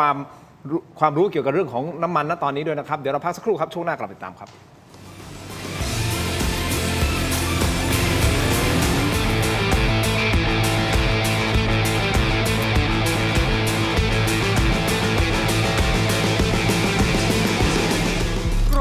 อร่อยกับโรตีกรอบจิ๋วหอมหวานทานเพลินแค่ฉีกซองก็พร้อมอร่อยแล้วหวานกำลังพอดีคำเดียวไม่เคยพอพิเศษสุดปกติถุงละ49 บาท วันนี้ 3 ถุงเพียง 100 บาท ต้นตำรับจังหวัดสตูล อร่อยเพลิน แถมได้ช่วยชุมชน มีจำนวนจำกัด สั่งซื้อได้ที่เว็บไซต์และแอปพลิเคชัน Thailand Postmart ตัวท็อปใกล้ๆส่งให้ถึงมือ น้องฝันดีเป็นกระต่ายน้อยที่รักการร้องเพลงเป็นชีวิตจิตใจ น้องฝันดีซ้อมร้องซ้อมเต้นทุกวันอย่างไม่เคยเหน็ดเหนื่อย แต่แล้วเรื่องไม่คาดฝันก็เกิดขึ้นก่อนวันแข่งเพียงวันเดียว ยามี ในขณะที่ความหวังกำลังจะหมดไป น้องฝันดีก็มองเห็นบางสิ่ง พี่คิดดี เราร้องเพลงไม่ได้ แต่เรายังเต้นได้นี่นา และลำดับต่อไป ขอเชิญพบกับน้องฝันดีครับ น้องฝันดีจะทำอะไรน่ะ เธอไม่ได้มาร้องเพลงหรอกหรอ ว้าว ถึงจะร้องเพลงไม่ได้ แต่น้องฝันดีก็เปลี่ยนวิกฤตให้เป็นการแสดงที่ยอดเยี่ยม พร้อมกับเพื่อนๆของเธอ ด้วยความคิดสร้างสรรค์อันน่าทึ่งทำให้น้องฝันดีได้รับรางวัลไปครอง และที่สำคัญที่สุด เธอยังได้เรียนรู้บทเรียนอันมีค่าอีกด้วย เมื่อแผนหนึ่งไม่สำเร็จ เราก็สร้างแผนใหม่ได้เสมอค่ะ อย่ายอมแพ้นะครับ จำไว้นะคะเด็กๆ ทุกปัญหามีทางออกเสมอ ขอแค่เราไม่ยอมแพ้ ดูนิทานย้อนหลัง อ่านอีบุ๊กสนุกๆ ทำตารางเรียนออนไลน์ฟรี ค้นพบโลกแห่งจินตนาการไร้ สนับสนุนโดย ยาท่าน้ำขาวหารคู่ 49 บาท ฝาสีฟ้า มีตัวยาฟีนิลซาลิซิเลตไอเฮิร์บชูการ์ฟรี ชุ่มคอ มีสารสกัดสมุนไพร 4 ชนิด กลับมากันต่อนะครับคุณผู้ชมยังอยู่กับ 2 ท่านนะครับ ท่านกรแล้วก็ท่านประภาสนะครับคุณผู้ชมครับ ผมเล่าสถานการณ์สั้นๆ ก่อนที่จะเข้าสู่นะการอธิบายว่าถ้าคุณกรต้องเข้ามาดูแลสถานการณ์เรื่องของกลไกราคาน้ำมันที่มันบิดเบี้ยวเนี่ยท่านจะทำอย่างไรนะครับคุณผู้ชมเล่าอย่างนี้ก่อนครับรัฐบาลเพิ่งขยับราคาดีเซลขึ้น50 สตางค์นะฮะในวันนี้ก็ทะลุ30 บาทไปแล้วนะครับแล้วก็มีการตั้งเพดานราคาน้ำมันดีเซลไม่เกินนะฮะไม่เกินลิตรละ33 บาทนะครับส่วนเบนซินแก๊สโซฮอล์95ก็ขยับขึ้นลิตรละ1 บาทนะครับคุณผู้ชมแต่ปัญหาที่มันหนักกว่าของแพงคืออะไรรู้ไหมฮะของมันไม่มีแพงแล้วมันยังไม่มีด้วยนะครับหลายวันที่ผ่านมาเราก็นำเสนอข่าวไปแล้วนะครับว่าชาวบ้านต้องขับรถตระเวนหาปั๊มน้ำมันข้ามอำเภอหรือแม้แต่คนที่คุณกรรู้จักทั้งภาคใต้เนี่ย9 ปั๊มนะกว่าจะได้เติมน้ำมันปั๊มไหนมีน้ำมันก็ต้องต่อคิวยาวเหยียดตั้งแต่ตี 2 ตี 3นะฮะบางทีโดนจำกัดโควต้าด้วยให้เติมแค่500 บาทนะหรือคันละไม่เกินกี่ลิตรก็ว่าไปสาเหตุหลักๆมาจากกลไกราคาที่หลายฝ่ายมองว่าบิดเบี้ยวราคาส่งหน้าลงกลั่นดันแพงกว่าหน้าปั๊มอย่างที่คุณกรอธิบายไปแล้วทำให้พวกนายทุนหรือผู้ค้ารายใหญ่จ็อบเบอร์เนี่ยหันมาเอารถบรรทุกใหญ่มาต่อคิวแย่งเติมน้ำมันจากชาวบ้านนี่แหละครับพอมาแย่งคิวเวลาเขาเติมทีเขาเติมเป็นพันลิตรนะฮะเขาคงไม่ได้มาแย่งเติมแบบว่า50 ลิตร20 ลิตรเขาเติมทีเป็นพันลิตรต่อคันนะฮะคุณผู้ชมครับก็แข่งแย่งกันกับชาวบ้านตาดำๆจนเด็กปั๊มบางคนร้องไห้ออกมาเพราะโดนลูกค้าด่านะฮะว่าเนี่ยฉันต่อทั้งวันแล้วทำไมไม่มีน้ำมันให้ฉันเติมใครจะไปคิดล่ะครับว่าสถานการณ์มันจะมาถึงตรงนี้โรงงานพลาสติกขาดแคลนต้นทุนดันขึ้นเม็ดพลาสติก 30% นะพวกถุงแกงอะไรคอยดูฮะขึ้นราคาแน่นอน 70% ชาวไร่ 70% แล้วฮะ พลาสติก ขึ้น 70% นะฮะส่วนชาวไร่ชาวนาก็เตรียมนับถอยหลังได้เพราะว่าสต็อกปุ๋ยเคมีในประเทศเราตอนนี้เหลือใช้ถึงแค่เดือนพฤษภาคมใช่ไหมฮะเพราะปุ๋ยล็อตใหม่จากตะวันออกกลางมันก็ติดอยู่ที่ช่องแคบฮอร์มุซแล้วมันมาไม่ได้แล้วนะคุณผู้ชมนั่นแหละเอาแหละคุณผู้ชมคนที่กิจบอกว่าเอาไม่เป็นไรหนีค่าไฟแพงไปติดโซลาร์เซลล์แล้วกันโซลาร์เซลล์ก็จะขยับราคาขึ้นอีกนะครับ 15-20% ต้องมีนะครับคุณผู้ชมคุณกรณ์ในฐานะที่เป็นรัฐมนตรีคลังโลกนะฮะปี 2010 จะแก้ไงครับ ปี 2011 อ๋อ 2011 ไม่ใช่ครับ อ๋อ 2010 ได้รางวัลนั้นนะครับ ได้รางวัลโอเค แต่กำลังจะบอกว่า 2011 เนี่ยราคาน้ำมันตลาดโลกเนี่ยมันทะลุ$100ต่อบาร์เรลนะครับแล้วก็ตอนนั้นผมยังอยู่ในตำแหน่งเราก็มานั่งปรึกษากันว่าจะแก้ปัญหานี้ยังไงก็ใช้ทั้งกองทุนน้ำมันใช้ทุกมาตรการที่มีนะครับแล้วก็สุดท้ายเนี่ยสิ่งที่ทำด้วยเนี่ยก็คือผมในฐานะรัฐมนตรีว่าการกระทรวงการคลังเนี่ยลดภาษีสัมปทานมิตรที่เก็บจากน้ำมันนะครับซึ่งณปัจจุบันเนี่ยรัฐบาลยังไม่ได้ลดภาษีเลยแม้แต่สตางค์เดียวนะครับตอนนี้เนี่ยผมขอจะบอกว่าผู้ที่เกี่ยวข้องเนี่ยมันมีอยู่3ฝ่ายนะประชาชนฝ่ายหนึ่งรัฐบาลอีกฝ่ายหนึ่งในฐานะผู้เก็บภาษีครับแล้วก็ผู้ประกอบการก็คือ โรงกลั่นนะครับในฐานะผู้ค้าน้ำมัน ครับ ผมขอสรุปนะครับว่าณปัจจุบันเนี่ย2 อาทิตย์ที่ผ่านมาเนี่ยฝ่ายเดียวรับภาระอยู่แต่ผู้เดียวคือประชาชน ครับ นะครับเพราะว่าประชาชนต้องจ่ายน้ำมันที่ราคาแพงขึ้นนะครับขาดแคลนน้ำมันก็เป็นความเดือดร้อนของประชาชนนะครับการชดเชยที่ทำให้ราคามันไม่ขึ้นไปตามราคาตลาดเนี่ยก็ชดเชยด้วยเงินในอนาคตของประชาชน เพราะว่าคนที่ต้องมาจ่ายค่าน้ำมันแพงขึ้นต่อเนื่องในอนาคตถึงแม้ว่าราคาน้ำมันลดลงเนี่ยคนไทยก็ยังต้องซื้อแพงนะครับเพราะเขาจะต้องเก็บค่าตรงนี้เนี่ยเอาไปชดเชย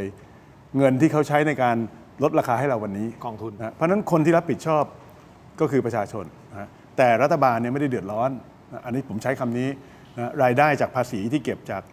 ประชาชนในช่วงที่ประชาชนกำลังเดือดร้อนอย่างหนักเนี่ยยังเท่าเดิมนะซึ่งเมื่อปี 2011 เนี่ยเราก็ได้ตัดสินใจลดภาษีสัมปทานมิตรน้ำมันลงมาเหลือแค่ 10 สตางค์ถ้าผมจำไม่10 สตางค์ก็1 สตางค์ผมจำไม่ได้นะครับตอนนี้มัน6 บาทกว่านะเพราะฉะนั้นเมื่อวานนี้เนี่ยทางพรรคประชาธิปัตย์ก็เลยได้เสนอว่าสิ่งที่รัฐบาลควรจะดำเนินการเลยเนี่ยในช่วงนี้นะครับชั่วคราวก็คือตัดลดภาษีสัมปทานมิตรน้ำมันลงมา 6 บาทนะตรงนี้ถ้าพูดความหมายคืออะไรก็คือราคาน้ำมันก็จะถูกลง 6 บาททันทีนะตรงๆเลยนะอีกส่วนหนึ่งคือผู้ประกอบการคือโรงกลั่นนะครับซึ่งก็มีประเด็นที่ถกเถียงกันมาเยอะนะครับว่าช่วงที่ผ่านมาเนี่ยค่าการกลั่นเนี่ยมันสูงขึ้นเยอะมากค่าการกลั่นก็คือส่วนรายได้ของโรงกลั่นนะครับมันเป็นส่วนต่างระหว่างราคาน้ำมันสำเร็จรูปที่เขาขายกับราคาน้ำมันดิบที่เป็นต้นทุนของเขานะครับที่ผ่านมาเนี่ยก่อนวิกฤตสงครามเนี่ยเราจะเห็นว่าค่าการกลั่นมันอยู่ที่ประมาณ2 บาทต่อลิตรนะครับในช่วง2 อาทิตย์ที่ผ่านมาเนี่ยเฉลี่ยมันกระโดดขึ้นมากว่า6 บาทต่อลิตรมันเพิ่มขึ้นมา3 เท่า ทำไมมัน ก็เนี่ยครับ3 เท่าเพราะอะไรเพราะว่าราคาน้ำมันสำเร็จรูปเนี่ยราคามันสูงขึ้นและสูงขึ้นเร็วกว่าราคาน้ำมันดิบด้วยซ้ำไปเพราะฉะนั้นส่วนต่างมันก็เลยยิ่งถ่างออกไปนะครับและนี่คือรายได้และกำไรของโรงกลั่นล้วนๆนะเพราะฉะนั้นเราก็เลยบอกว่าเฮ้ยในช่วงที่ประชาชนกำลังเดือดร้อนอย่างหนักนะครับรัฐบาลเขาจะลดภาษีเพื่อที่จะช่วยประชาชนในส่วนของโรงกลั่นเนี่ยมันมีหลักคิดอย่างนี้นะครับที่ต่างประเทศหลายประเทศเขาก็ใช้กันก็คือกำไรแบบนี้เนี่ยเขาเรียกว่ากำไรแบบลาภลอยนะฮะก็คือคุณไม่ได้ทำอะไรแตกต่างกับปกติที่คุณทำเพียงแต่ว่าสถานการณ์เนี่ยมันทำให้กำไรของคุณเพิ่มขึ้นนะครับแล้วมันเป็นกำไรถ้ามันเป็นอะไรทั่วไปที่ไม่ได้มีผลกระทบกับคนส่วนมากก็ไม่เป็นไรแต่นี่มันเป็นกำไรบนความเดือดร้อนของในเรื่องสำคัญในปัจจัยสำคัญคือน้ำมันเนี่ยของประชาชนคนไทยทุกคนทั้งประเทศเพราะฉะนั้นให้ความร่วมมือในการที่จะแบ่งปันส่วนกำไรนี้เนี่ยกลับคืนมาเพื่อจะลดภาระประชาชนได้ไหมนะนี่ผมพูดแบบสุภาพมากๆนะครับแบ่งปันยังไงฮะคิดเป็นภาษีอย่างนี้นะฮะหรือไงมันมีภาษีที่เขาเรียกว่าภาษีลาภลอยโอเคนะฮะภาษี windfall tax ในกรณีนี้เนี่ยผมไม่ต้องการที่จะให้เป็นผมไม่ได้ต้องการใช้คำว่าภาษีเพราะว่าผมไม่ต้องการให้เงินส่วนนี้เนี่ยมันเข้าไปอยู่ที่รัฐบาลหรือกระทรวงการคลังผมต้องการให้มันไปที่กองทุนน้ำมันโดยตรงนะครับเพื่อที่จะลดภาระของประชาชนเพราะนั้นเราเรียกว่าเป็นค่าธรรมเนียมก็แล้วกันค่าธรรมเนียมลาภลอยนะฮะซึ่งผมก็เสนอว่าที่เหมาะสมเนี่ยก็คือ3 บาทต่อลิตรนะครับอย่างที่บอกปัจจุบันเนี่ยค่าการตลาดก็6 บาทปกติมันประมาณ1 บาทกว่าเองนะเพราะนั้นเขาก็ยังกำไรและกำไรมากกว่าปกติด้วยเพียงแต่ว่าส่วนนี้เนี่ยในช่วงระหว่างที่ค่าการกลั่นมันยังสูงเท่านี้ก็ขอแบ่งส่วนมาลดภาระค่าใช้จ่ายให้กับประชาชนนะครับความหมายโดยรวมนี้ก็คือ6 บาทภาษีที่ลดไปบวก3 บาทที่ได้คืนจากโรงกลั่นน้ำมันก็จะทำให้ราคาน้ำมันเนี่ยลดลงได้9 บาทนี่คือเรื่องของราคาถูกต้องไหมฮะราคาเรื่องของราคานะแต่ประเด็นคำถามคือน้ำมันต่อให้ลดราคามาแต่น้ำมันมันไม่มีโอเคนะปั๊บอันนี้คือคำถามตอบได้ไหมท่านประภาสผมในฐานะคนไทยแล้วก็ได้รับผลกระทบโดยตรงแล้วก็หลายส่วนนะวันนี้ผมไม่ได้พูดในฐานะที่ผมเป็นราชการผมให้กำลังใจผู้ที่รับผิดชอบเรื่องระบบน้ำมันในประเทศไทยที่กำลังพยายามจะบริหารจัดการอยู่ผมมีข้อสังเกตดูว่าการที่คนไปเดินแถวแล้วต้องไปเดินแถวแล้วรอเติมน้ำมันเนี่ยต้องบอกว่าเพนพอยต์มันคืออะไร1มันไม่มีน้ำมัน 2ก็คือน้ำมันมาจากไหน ครับ 3แล้วก็เหตุการณ์ที่เกิดขึ้นเนี่ยมันเกิดขึ้นมาก่อนหน้านี้ แล้วมันมีน้ำมันอยู่ในสต็อกไหมแล้วก็บอกว่ามีน้ำมันจากสต็อกข้างนอกด้วยผมยังไม่พูดถึงราคาเป็นเพราะฉะนั้นเหตุการณ์แบบนี้เนี่ยแล้วมันเกิดการวิตกในระดับประเทศแบบนี้เนี่ยมันคือเรื่องความมั่นคงเรื่องหนึ่งเลยนะเพราะถ้าเกิดว่าพี่น้องประชาชนไม่พอใจแล้วเกิดอะไรขึ้นมาเนี่ยผมว่ามันกระทบมากทีเดียวแล้วมันเป็นปัจจัย4มันเป็นสิ่งที่สำคัญมากมันเป็นยุทธปัจจัยด้วยมันเป็นการดำรงชีพเรื่องอาชีพ แล้วแต่ละคนก็ไม่เหมือนกัน สิ่งที่ผมอยากจะเป็นข้อสังเกตข้อเสนอแนะส่วนตัวก็เลยลักษณะเนี้มันคือวิกฤตมันคือคริสิสระดับประเทศ โอเค วันหนึ่งจะมานั่งแล้วบอกที่เดียวเนี่ยยากมันต้องมานั่งแล้วดูรายละเอียดแล้ว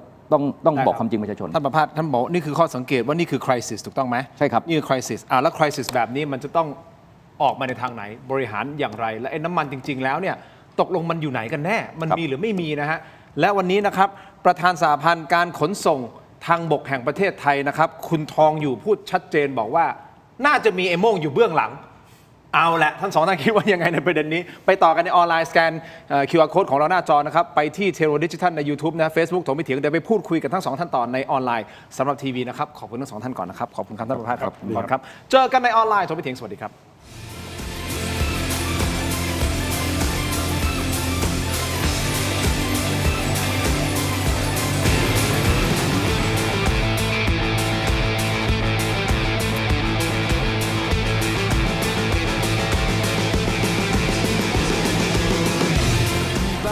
นึกถึงแอปบ้านๆบายแจมีซับให้เลือกมากกว่า 5,000 รายการ ดาวน์โหลดได้แล้ววันนี้ ทั้งระบบ iOS และ Android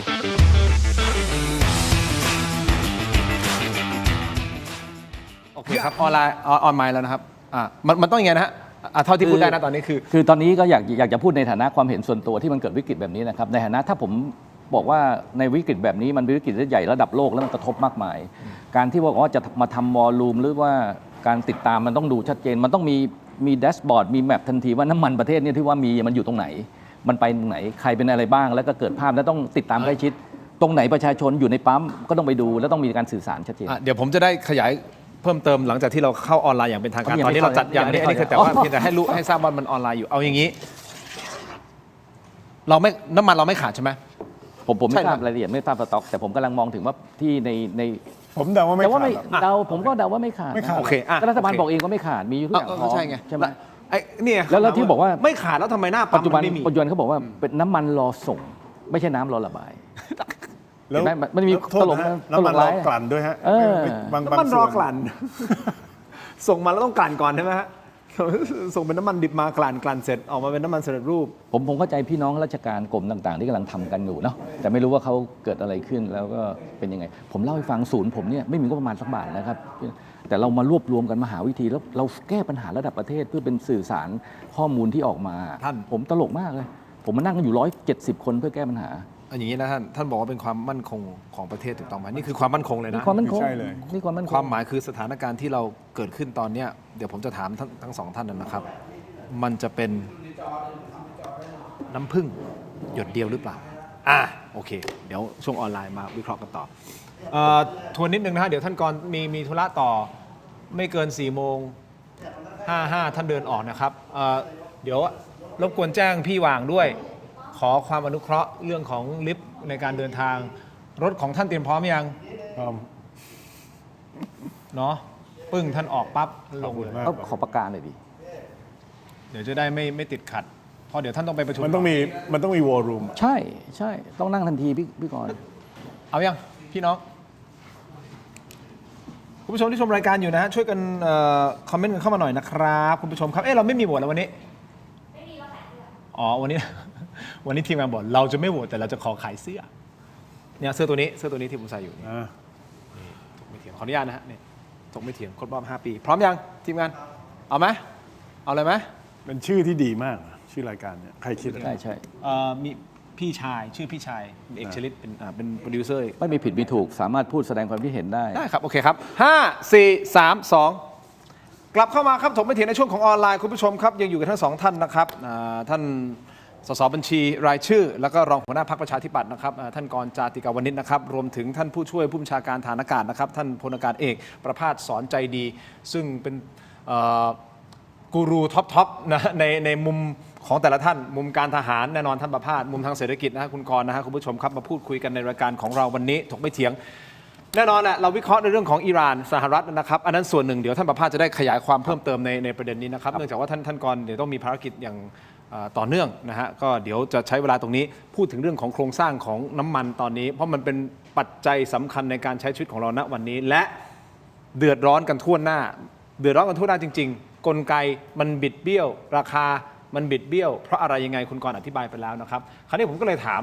ว่าไอ้สถานการณ์แบบนี้เรามาอยู่ตรงนี้ได้ยังไงทั้งที่รัฐบาลบอกแล้วมีน้ำมันเหลือต้อง100 วันหรือว่ารัฐบาลกลัวว่าไอ้100 วันเนี่ยทุกคนก็ใช้แบบฟุ่มเฟือยไม่ได้สนใจไงมี100 วันเว้ยก็ใช้ไปเรื่อยๆสุดท้ายแบบมันไม่ถึง100 วันมันเป็นไปได้หรือเปล่าแต่ผมว่ามันก็ยากนะเพราะว่าเวลาคำนวณเขาก็ต้องคำนวณให้มันชัดว่าแต่ละวันเราใช้น้ำมันเท่าไหร่ไม่ใช่บอกว่าเราเหลือน้ำมัน100 วันแล้วจากการใช้สมมติใช้100เราเป็นช้อย150ในวันเดียวมันคงเป็นไปไม่ได้ถูกต้องไหมฮะคำถามก็คือว่าไอ้น้ำมันมันอยู่ที่ไหนล่ะครับไอ้100 วันนี่คือคำถามที่คุณผู้ชมหลายท่านก็ถามว่าไอ้น้ำมันมันไปอยู่ไหนก็เลยเกิดคำถามขึ้นมาพอคำถามนี้ขึ้นมาคุณผู้ชมครับก็มีรถบรรทุกไปรวมตัวกันเล่าอย่างนี้ก่อนเดี๋ยวจะถามเพิ่มเติมทั้งสองท่านนะรถบรรทุกรวมตัวครับมีการชี้นะครับบอกว่ามีไอ้โม่งอยู่เบื้องหลังนะปั่นข่าวราคาน้ำมันหาผลประโยชน์คุณผู้ชมครับวันนี้เองครับเมื่อเวลาประมาณ 11 นาฬิกานะฮะกลุ่มเครือข่ายรถบรรทุก13 สมาคมในนามของสหพันธ์การขนส่งทางบกแห่งประเทศไทยรวมตัวกันที่ถนนสุขุมวิทใกล้ช่วงทางเข้าของท่าเรือแหลมฉบังจังหวัดชลบุรีซึ่งประธานสหพันธ์ก็คือคุณทองอยู่คงขันท่านบอกเลยนะฮะสาเหตุหลักของการรวมตัวเกิดจากความไม่พอใจต่อข้อมูลของภาครัฐที่ระบุว่าสาเหตุของน้ำมันขาดแคลนในบางพื้นที่มาจากรถขนส่งน้ำมันไม่ไปขนส่งน้ำมันฮะซึ่งทางสหพันธ์ตรวจสอบพบว่าไม่เป็นความจริงฟังเสียงท่านหน่อยฮะและเมื่อวานเรารู้สึกน้อยใจที่รัฐมนตรีบอกว่าน้ำมันที่ขาดแคลนในปั๊มน้ำมันเนี่ยเกิดจากรถขนส่งน้ำมันไม่ไปขนน้ำมันอันนี้เมื่อคืนเราเช็คข้อมูลหมดแล้วไม่ใช่ฮะเรามีความเชื่อว่ามีคนกลุ่มหนึ่งได้ประโยชน์จากการให้ข่าวทุกเรื่องที่รัฐบาลให้ข่าวไปมีคนกลุ่มหนึ่งได้ประโยชน์ซึ่งเราสำรวจตรวจสอบพบแล้วว่าตอนนี้คนที่ได้ประโยชน์คนแรกคือโรงกลั่นคนที่สองคือผู้ค้าน้ำมันคนที่สามคือกลุ่มทุนธุรกิจพลังงานรวมหัวกันรังแกประชาชนคนไทยทั้งประเทศคุณสร้างทุกอย่างให้มันตื่นตระหนกแล้วมันจะได้ดูแลปกครองง่ายแล้วก็ฉวยโอกาสนี้มีไอ้โม่งอยู่ข้างหลังสร้างกำไรจากตัวนี้ผมไม่อยากพูดว่าเป็นใครแต่เราเชื่อมั่นว่ามีไอ้โม่งทำไมท่านบอกว่าน้ำมันใช้ได้61 วัน95 วันมาวันนี้101 วันแล้วโดยข้อเท็จจริงมันเกิดอะไรขึ้นตามปั๊มน้ำมันทั้งหมดเพราะท่านบริหารจัดการผิดพลาดจากการที่เรารู้ว่ามีไอ้โม่งแสวงหาประโยชน์มันมีผลประโยชน์ทับซ้อนแน่นอนพี่น้องประชาชนเชื่ออย่างนี้ครับผมตั้งแต่วันที่28ที่ผ่านมามันเป็นน้ำมันสต๊อกเก่าโรงกลั่นเก่าอยู่ในคลังเก่าทำไมต้องไปขึ้นราคาทำไมต้องเอากองทุนจำนวนมหาศาลไปซับซิดี้ให้กับกลุ่มทุนเหล่านี้ผมคิดว่ารัฐบาลหน่อมแนมบริหารจัดการไม่เป็นแล้วมาโทษคนโน้นคนนี้โทษคนคือรัฐบาลนี้เก่งแต่โทษชาวบ้านไม่เคยโทษตัวเองแต่ครั้งนี้มันเลวร้ายมากเพราะมันมีเงาอยู่หลายตัวอยู่เบื้องหลังสถานการณ์สมมุติทั้งหมดและเป็นสถานการณ์สร้างความตื่นตระหนกให้พี่น้องประชาชนผมคิดว่า 1. มีผลประโยชน์ทับซ้อน 2. มีคนได้ประโยชน์จากเหตุการณ์นี้ผมไม่รู้ว่ากลุ่มไหนนะผู้สื่อข่าวต้องไปตามเอาเองก่อนที่จะเรียนถามทั้งสองท่านนะครับคุณผู้ชมให้ความเป็นธรรมกับรัฐบาลนะครับวันนี้เองคุณพัชรีจงรักรองอธิบดีกรมพัฒนาพลังงานทดแทนและอนุรักษ์พลังงานก็แถลงผ่านศูนย์บริหารและติดตามสถานการณ์การสู้รบในภูมิภาคตะวันออกกลางหรือว่าสบกพูดถึงประเด็นน้ำมันไว้แบบนี้ครับในส่วนของราคาพลังงานรัฐยังคงใช้กลไกกองทุนน้ำมันเชื้อเพลิงพยุงราคาไม่ให้ปรับขึ้นรุนแรงแม้จะมีความจำเป็นต้องปรับขึ้นในบางช่วงโดยจะพยายามไม่ให้กระทบต่อประชาชนอย่างมีนัยสำคัญขณะเดียวกันยังเร่งจัดหาพลังงานจากแหล่งอื่นรวมถึงเพิ่มการพึ่งพาพลังงานในประเทศทั้งน้ำมันและก๊าซธรรมชาติส่วนกรณีปั๊มน้ำมันบางแห่งติดป้ายน้ำมันหมดยืนยันไม่ใช่การตัดโควต้าแต่เป็นผลจากความต้องการใช้น้ำมันที่เพิ่มขึ้นและข้อจำกัดด้านขนส่งโดยขณะนี้ได้เพิ่มเที่ยวรถขนส่งผ่อนคลายข้อจำกัดบางประการและเร่งกระจายน้ำมันให้เพียงพอแล้วนี่คือสิ่งที่ท่านพูดนะครับฟังครับคือตอนนี้เองนะคะในโลกโซเชียลอะค่ะมีการตั้งคำถามว่าสรุปแล้วผู้ประกอบการนะคะถูกตัดโควต้าน้ำมัน หรือว่าการขนส่งมีปัญหาทำให้หน้าสถานีบริการน้ำมันนะคะจ่ายน้ำมันได้ไม่เพียงพอค่ะ อย่างที่ทุกท่านทราบนะคะเมื่อวานทางท่านรัฐมนตรีก็ได้ชี้แจงในประเด็นนี้ไปแล้วนะคะว่าตอนนี้อาจจะเป็นในเรื่องของความต้องการการใช้พลังงานที่เพิ่มมากขึ้นโดยเฉพาะน้ำมันนะคะทำให้เรื่องของการขนส่งยังค่อนข้างมีปัญหาแต่ว่าตอนนี้เราได้มีมาตรการต่างๆในการที่จะดำเนินการอย่างเช่นในเรื่องของการจัดเที่ยวรถในเรื่องการขนส่งให้เพิ่มมากขึ้นแล้วก็ขอความร่วมมือผู้ประกอบการในการที่จะดูสต็อกน้ำมันอะไรให้เหมาะสมกับผู้บริโภคที่สำคัญมีบางมาตรการที่เดิมเนี่ยเราเคยจำกัดเที่ยวรถในการที่จะขนส่งน้ำมัน ก็ประมาณนี้คุณผู้ชมครับแต่คำถามคือคุณกรณ์ก่อนนะฮะเดี๋ยวก่อนที่จะมาเรื่องของความมั่นคงเพราะว่าท่านประภาสบอกว่านี่มันเกี่ยวข้องกับความมั่นคงด้วยนะของประเทศนะครับคุณกรณ์ถ้าเชื่อใครดีครับ เชื่อประธานสหพันธ์ที่บอกว่าน่าจะมีมองอยู่เบื้องหลัง อยากจะบอก หรือผลประโยชน์ ป ทับ ระธาน ซ้อน สหพันธ์ว่าพรุ่งนี้ในสภาเขามีวาระเรื่องเลือกนายกรัฐมนตรีนะน่าจะเอาท่านมาเป็นหัวหน้าพรรคฝ่ายค้านอะไรประมาณอย่างนั้น โอ้โหงั้นเลยเหรอ คือแสดงตนชัดเจนนะครับแต่ว่าแซวท่านเล่นครับจริงๆท่านคงไม่ได้มีนัยทางการเมืองอะไรนะฮะแต่ว่าพูดสะท้อนถึงประเด็นปัญหาที่ทั้งท่านแล้วก็ประชาชนประสบจริงอะครับคือพูดไปใครที่อยู่ในประเทศไทยวันนี้ก็รู้ว่าสิ่งที่ท่านพูดนั้นมันเป็นจริงทั้งหมดในแง่ของปัญหาที่เจออันนี้มันมีไอ้โม่งอยู่ข้างหลังหรือเปล่าเนี่ยอัน ผ นั้ ล น ประโยชน์ทับซ้อน อันนั้นก็หมายถึงประเด็นเรื่องผลประโยชน์ทับซ้อนเนี่ยผมคิดว่าคนไทยทั้งประเทศมีสิทธิ์ที่จะมีคำถามนี้นะครับเพราะว่าอ้าวก็รัฐบาลบอกว่าน้ำมันมีพอนะฮะแล้วข้อเท็จจริงก็คือที่ประชาชนประสบนี่ก็คือน้ำมันมันไม่พอนะปั๊มน้ำมันเองก็บอกว่าเอ๊ะโดยปกติสั่งไปเท่านี้จะได้เท่านี้นะฮะแต่ตอนนี้สั่งไปเท่านี้ได้ไม่ถึงครึ่งกับที่สั่งไปเพราะอะไรนะฮะรัฐบาลมาบอกว่าเป็นเพราะว่ามีประเด็นปัญหาคอขวดเรื่องการจัดระเบียบเรื่องการขนส่งนะฮะซึ่งผมก็ไม่แน่ใจท่านก็ออกมาเมื่อสักครู่ท่านประธานสหพันธ์ก็ออกมาบอกว่าไม่จริงนะฮะท่านขนส่งให้ได้ตามคำสั่งมาครบถ้วนทั้งหมดเพราะฉะนั้นมันก็เลยมีคำถามตามตรรกะและเหตุผลนะฮะถามว่ามันมีใครที่อาจจะได้ประโยชน์บ้างนะครับในเชิงหลักทฤษฎีก่อนนะไม่ได้กล่าวหาใครแน่นอนที่สุดคนที่มีน้ำมันอยู่ในมือถ้าเขารู้ว่าราคาน้ำมันมันมีแต่จะขึ้นนะฮะการชะลอการขายเนี่ยถามว่าเขาได้ประโยชน์ไหมเขาได้แน่นอนนะครับคือมันเป็นเช่นนั้นเพราะฉะนั้นหน้าที่ของรัฐบาลเนี่ยก็คือในกวดขันลงในรายละเอียดอย่างมากๆเมื่อสักครู่เราคุยกันนอกจอนะครับว่าในสถานการณ์แบบนี้เนี่ยสถานการณ์ขั้นวิกฤตแบบนี้เนี่ยมันต้องมีลักษณะวอลลุ่มที่จะมีรายละเอียดทั้งหมดนะครับว่าเมื่อกี้ท่านบอกว่าน้ำมันอยู่ที่ไหนบ้างจะต้องเคลื่อนไปที่ไหนนะฮะไปถึงแล้วหรือยังแล้วก็มีการจัดจ่ายให้กับใครภาคอุตสาหกรรมต้องซื้อจากตรงนี้นะฮะประชาชนเขาถึงจะมีสิทธิ์ซื้อจากตรงนั้นเหล่านี้เนี่ยมันต้องติดตามลงในรายละเอียดเพียงแค่สั่งไปให้ข้าราชการไปดำเนินการต่อผมบอกได้เลยจากประสบการณ์การที่เคยอยู่ตรงนั้นนะครับทำไม่ได้ไม่พอนะเพราะนั้นผมคิดว่าตรงนี้เนี่ยตราบใดที่ประชาชนยังไม่เห็นไม่มีความมั่นใจกับการทำงานของรัฐบาลเนี่ยความเชื่อมั่นก็ยังไม่มีนะครับการกักตุนก็ยังจะเกิดขึ้นต่อเนื่องนะสาเหตุส่วนหนึ่งเนี่ยที่ประชาชนไม่มั่นใจแต่แรกนี่ก็คือรัฐบาลประกาศว่าจะดูแลราคาน้ำมันดีเซล15 วันพอจำกัดไว้แค่15 วันปุ๊บความหมายคืออะไรวันที่16ราคาขึ้นแน่แล้วมันก็ขึ้นจริงนะเพราะฉะนั้นในเชิงจิตวิทยาเนี่ยวันนี้บอกว่าจะค่อยๆขึ้นทีละ50 ตังค์แต่จะไม่เกิน33 บาทนะต่อดีเซลของดีเซลต่อลิตรนั่นมันคืออีก2 บาท 75 สตางค์ใช่ไหมกว่าจะถึงนะฮะโทษที2 บาท 50 ตังค์กว่าจะถึงเพราะฉะนั้นถ้าผมเป็นชาวบ้านตอนนี้ผมทำไงนะถ้าผมมีความจำเป็นผมก็เติมเลย1เพราะผมกลัวว่าเฮ้ยเดี๋ยววันพรุ่งนี้มันจะขาดหรือเปล่าก่อนนะฮะจะเติมได้หรือเปล่า2มันจะขึ้นเราไม่รู้มันขึ้นเมื่อไหร่แต่รัฐบาลส่งสัญญาณมาแล้วว่ามันมีสิทธิ์ขึ้นแน่ถึง33 บาทมันไม่ได้ช่วยทำให้ทุกคนแบบรีแลกซ์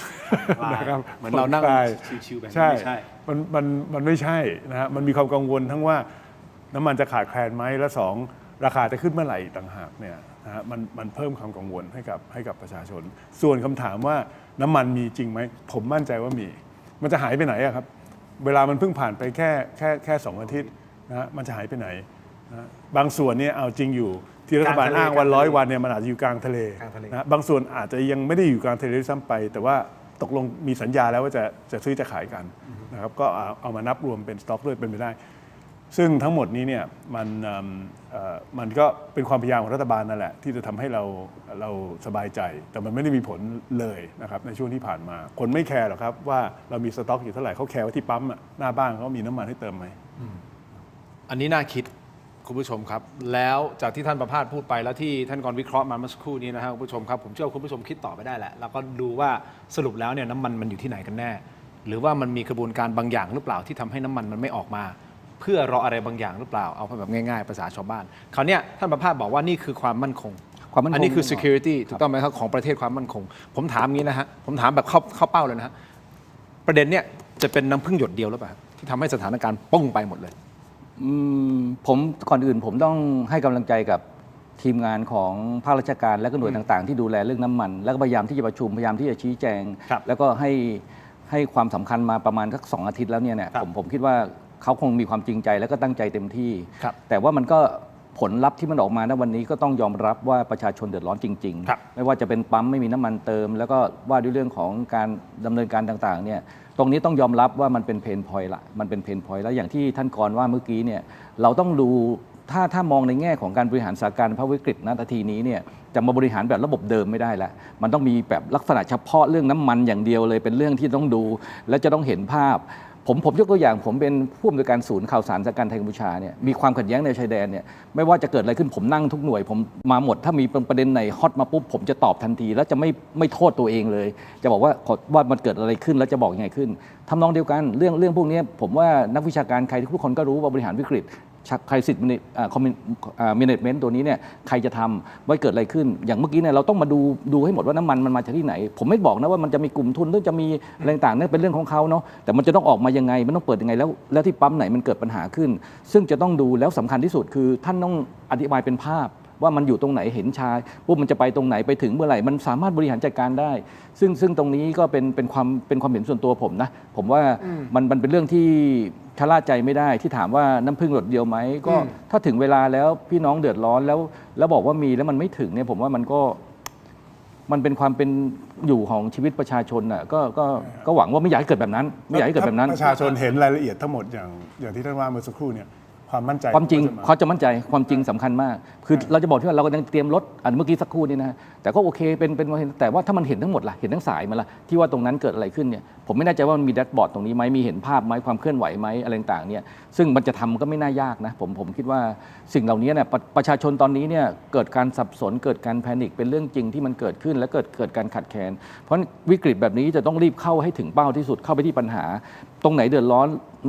นในพื้นที่ถ้ามีผู้ที่รับผิดชอบด้านนี้ก็ต้องไปชี้แจงต้องไปดำเนินการแล้วเห็นภาพชัดเจนผมว่าตรงนี้สำคัญแล้วการที่จะชี้แจงประชาชนเนี่ยมันจะต้องวันเดียวครั้งมันคงไม่ได้แล้วล่ะมันต้องเป็นชั่วโมง2 ชั่วโมง3 ชั่วโมงแล้วต้องทันทีเรียลไทม์ให้ตรงเวลาในฐานะที่ท่านกรเคยอยู่เป็นรัฐบาลใครต้องเป็นคน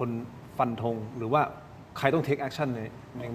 นต้องท่านนายกแน่นอนถูกไหมฮะเพราะว่าท่านนายกเองก็เป็นประธานคณะกรรมการนโยบายพลังงานแห่งชาติด้วยต่างหากนะครับยังไงก็ต้องมาจากท่านนายกเพราะมันมีหลายกระทรวงด้วยที่เกี่ยวข้องนะกระทรวงพาณิชย์กระทรวงพลังงานกระทรวงคมนาคมนะครับมหาดไทยอีกเพราะนั้นแล้วคลังด้วยนะครับเพราะฉะนั้นยังไงก็ต้องเป็นท่านนายกนั่งหัวโต๊ะเรื่องนี้เนี่ยมันวิกฤตระดับแต่ผมว่าระหว่างที่เราพูดอยู่ตรงนี้เขาอาจจะกำลังทำอยู่กันอยู่ก็ได้ครับและกำลังดำเนินการและจะรีบแก้ปัญหาต้องถ้าเกิดว่ากำลังทำอยู่ดำเนินการอยู่ก็ถือว่าเป็นมุมมองความเห็นของพวกเราว่าอะไรที่ประชาชนเดือดร้อนถ้าใครช่วยกันคนละนิดคนละหน่อยว่ามันตรงนั้นได้เติมเต็มสิ่งที่ดีๆเนี่ยมันจะเป็นสิ่งที่มีประโยชน์มากคุณทินผมต้องพูดตรงนี้เพราะว่าผมเป็นราชการด้วยแล้วก็พี่น้องราชการก็ทำงานกันอยู่ด้วยความเต็มที่เลยตอนที่ผมเป็นผอ.ศูนย์ผมต้องยกตัวอย่างเพราะว่าเหตุการณ์ของนั้นเนี่ยไม่ว่าใครแนะนำอะไรสิ่งดีๆแม้แต่คนนั้นพูดคนนี้เราอย่าไปคิดว่าเขาเป็นฝั่งตรงข้ามเราเอาข้อมูลเหล่านั้นมาแล้วแก้ปัญหาเพราะภาวะวิกฤตตรงนี้เนี่ยถ้าเรายังทะเลาะกันเองไม่ร่วมแรงร่วมใจกันไม่แก้ปัญหาร่วมกันและบางคนก็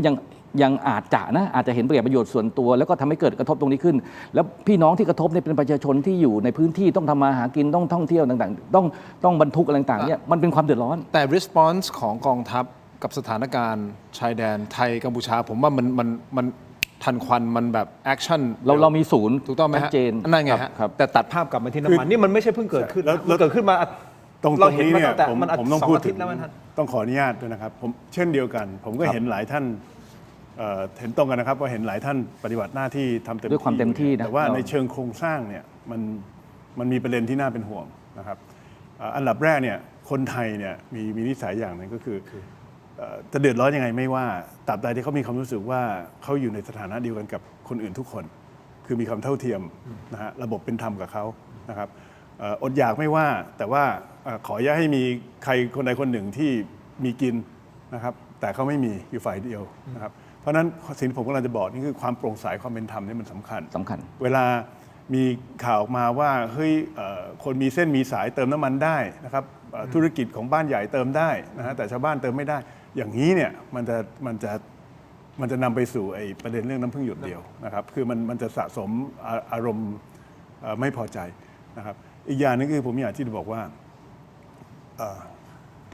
โรงกลั่นบ้านเรามีประมาณ6 โรงนะครับ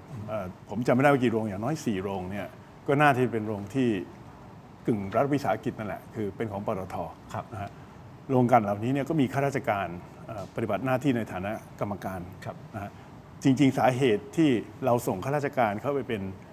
ทำหน้าที่นี้เนี่ยก็คือเพื่อที่จะสวมหมวกภาครัฐก็คือดูแลประชาชนนะครับไปทวงดุลกับ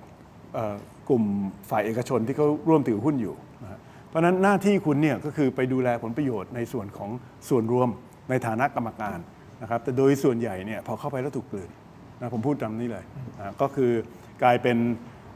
มองว่าหน้าที่คือดูแลผลประโยชน์ของตัวบริษัทมากกว่านะครับซึ่งผมว่ามันไม่ใช่ก็ต้องปรับทัศนคติกับตรงนี้นิดหนึ่งนะครับคือณปัจจุบันเนี่ยมันไม่ใช่ใครคนใดคนหนึ่งเป็นผู้ร้ายไปหมด 100% นะฮะผมไม่ได้บอกว่าโรงกลั่นไม่มีสิทธิ์ที่จะมีกำไรนะครับไม่ใช่เลยในขณะเดียวกันถามว่ากำไรณวันนี้เนี่ยตามจริงเลยเนี่ย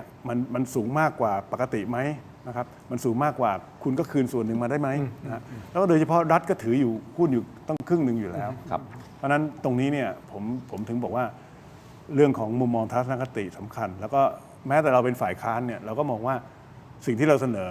อย่างเช่นเรื่องของการลดภาษีสรรพสามิตเรื่องของการเก็บค่าธรรมเนียมลาภลอยเนี่ยก็เป็นสิ่งที่ทำให้ประชาชนได้ประโยชน์และรัฐบาลสามารถนำไปปฏิบัติได้นะครับก็ไม่ได้เป็นฝั่งตรงข้ามแบบนั้นนะครับคือไม่ได้มาเพื่อทำลายเอางี้เดี๋ยวอีกสักพักเดี๋ยวท่านกรต้องไปแล้วนะครับอย่างนี้แต่ด้วยความเคารพท่านครับผมก็เชื่อว่าก็มีคนเก่งๆในรัฐบาลครับแล้วผมเชื่อว่าสิ่งที่ท่านกรพูดเนี่ยผมก็น่าจะมีคนที่คิดแบบนี้ได้ทำไมมันไม่เกิดขึ้นมันเป็นช่วงรอยต่อไหมรอยต่อที่รอยต่ออะไรพวกนี้รอยต่อกำลังจะบอกว่าอ๋อยังไม่ได้เลือกนายกบางมุมมองอาจจะมองแบบนั้นหรือเปล่าไม่รู้อันนี้คือผมถามในมุมผมสื่อถามในมุมของแทนประชาชนหลายคนเหมือนกับรอไม่ได้ไงครับสมมุติคุณอยู่ในบริษัทนะคุณรู้อยู่แล้วมีคนเก่งเขารู้เรื่องดีกว่าแต่ทำไมความคิดเห็นคนนี้ถึงไม่ได้เอาไปเป็นนโยบายยุทธศาสตร์ของบริษัทก็บางทีมันอาจจะมีประเด็นปัญหาเรื่องโครงสร้างภายในที่ทำให้เขาไม่สามารถที่มีบทบาทได้ก็ได้นะก็คือพูดง่ายคุณต้องเลือกใช้งานคนที่รู้จริงทำเป็นจริงนะครับถ้าสมมุติว่าคุณไปมีคนอื่นที่ไม่ได้รู้จริงทำงานไม่เป็นหัวหน้าเขาเนี่ยนะมันก็จะลำบากที่คนคนนั้นเนี่ยจะชายได้จะออกมาแสดงความเห็นได้พอเห็นภาพเพราะฉะนั้นตัวโครงสร้างมันถึงสำคัญว่าใครมีหน้าที่รับผิดชอบอะไรตรงไหนนะฮะแล้วก็สุดท้ายตัว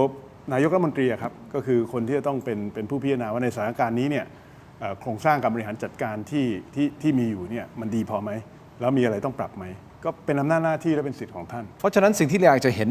หลังจากวันนี้เพราะเราก็สะท้อนสื่อก็พยายามสะท้อนอย่างที่บอกเราก็ไม่ได้เป็นปฏิบัติกับรัฐบาลหรืออาจจะเป็นโอกาสที่ดีก็ได้เพราะทำให้เราเห็นจุดบกพร่องแล้วเราจะได้ปรับแล้วกำลังจะเริ่มรัฐบาลตั้งรัฐบาลใหม่พอดีมีความหวัง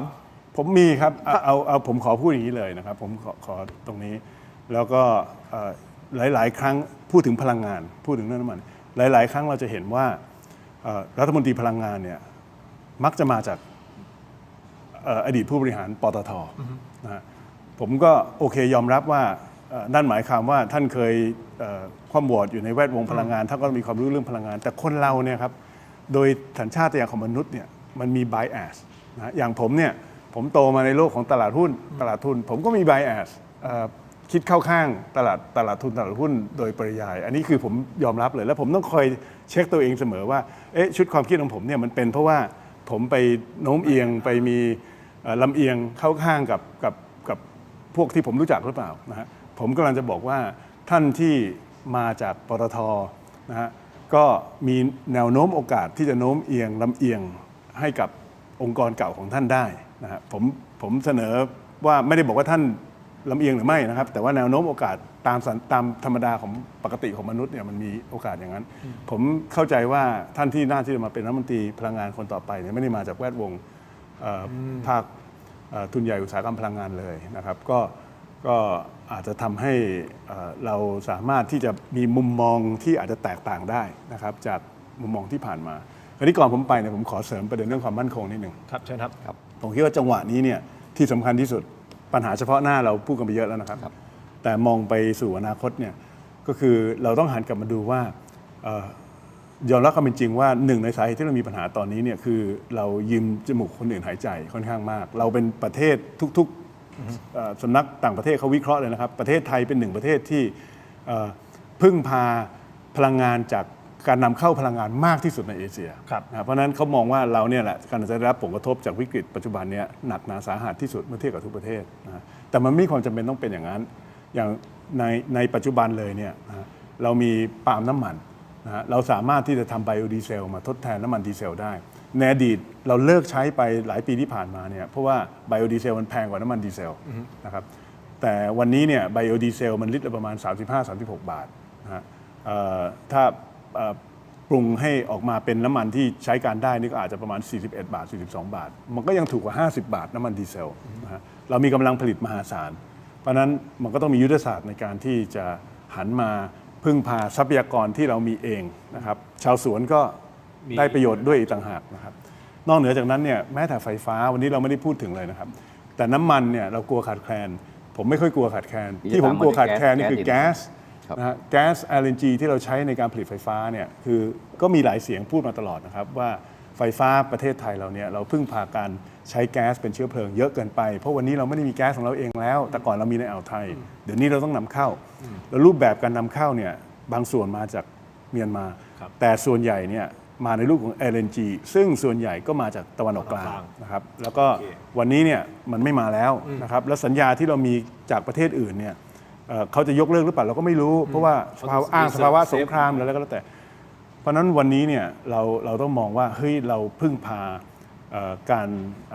นำเข้าแก๊สนะเพื่อที่จะมีไฟฟ้าใช้มากถึงขนาดนี้ต่อไปไม่ได้นะและเราไม่จำเป็นเพราะเรามีแสงอาทิตย์เรามีศักยภาพในการที่จะมีพลังงานหมุนเวียนของเราเองนะครับที่มีต้นทุนต่ำด้วยอีกต่างหากเพิ่มมากยิ่งขึ้น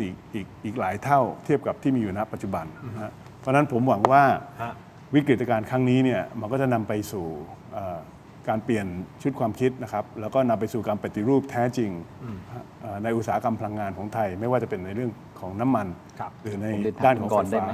ว่าสั้นๆฮะเดี๋ยวท่านต้องท่านรัฐมนตรีมันแบบว่าประเทศเรามันต้องมีแผนนะปกติในการความมั่นคงเนี่ยเราก็จะต้องมีสมมุติว่ามันเกิดวิกฤตขึ้นมันต้องมีแผนรองรับอะไรแบบนี้พวกนี้มาฉากทัศน์ต่างๆฉากทัศน์ต่างๆมันต้องมีอยู่แล้วนะครับว่ามันเกิดขึ้นแล้วนี่มันก็เป็นเรื่องที่สำคัญมากๆแล้วมันจะต้องพอเกิดปัญหาพวกนี้ปุ๊บมันก็ต้องเริ่มปฏิบัติการให้เป็นไปตามแผนแล้วก็มีกระบวนการชัดเจนใช่ไหมใช่ครับจริงๆทางด้านพลังงานเนี่ยมันมีแผนที่เราเรียกว่า PDP มันมีความเสี่ยงอยู่แล้วเยอะแยะมันมีแผนพัฒนาพลังงานแหล่งพลังงานนะครับที่ต้องผ่านครม.ทุกๆ2 ปีถ้าผมจำไม่ผิดเนี่ยผมก็เคยอ่านซึ่งตรงนี้ถึงเวลาที่เราเอาจริงในมิติของความมั่นคงอย่างที่ท่านว่านะครับเรามีบทเรียนมาหลายครั้งนะเราไม่เคยเรียนรู้สักครั้งหวังว่าครั้งนี้จะมีความแตกต่างครับหวังว่าอย่างนั้นก็รอดูนะฮะถ้ารัฐบาลเป็นรัฐบาลรูปแบบ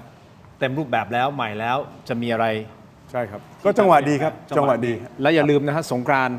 ใกล้เข้ามาแล้วนะครับพ่อแม่พี่น้องก็ต้องเดินทางอันนี้ก็จะเป็นอีกเรื่องนึงอีกปัญหาหนึ่งที่มันจะซ้อนเข้ามานะฮะ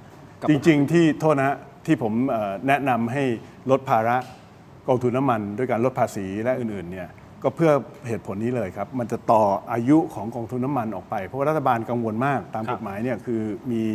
หนี้สินมากกว่า 40,000 ล้านไม่ได้เนี่ยเขากังวลว่ามันจะอยู่ไม่ทันที่จะรองรับ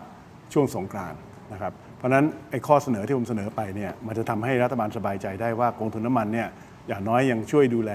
เรื่องของราคาน้ำมันให้กับพี่น้องประชาชนผ่านช่วงสงกรานต์ไปได้แน่นอนได้ครับวันนี้ท่านก่อนต้องมีภารกิจต่อนะครับไปที่พักต่อใช่ไหมครับ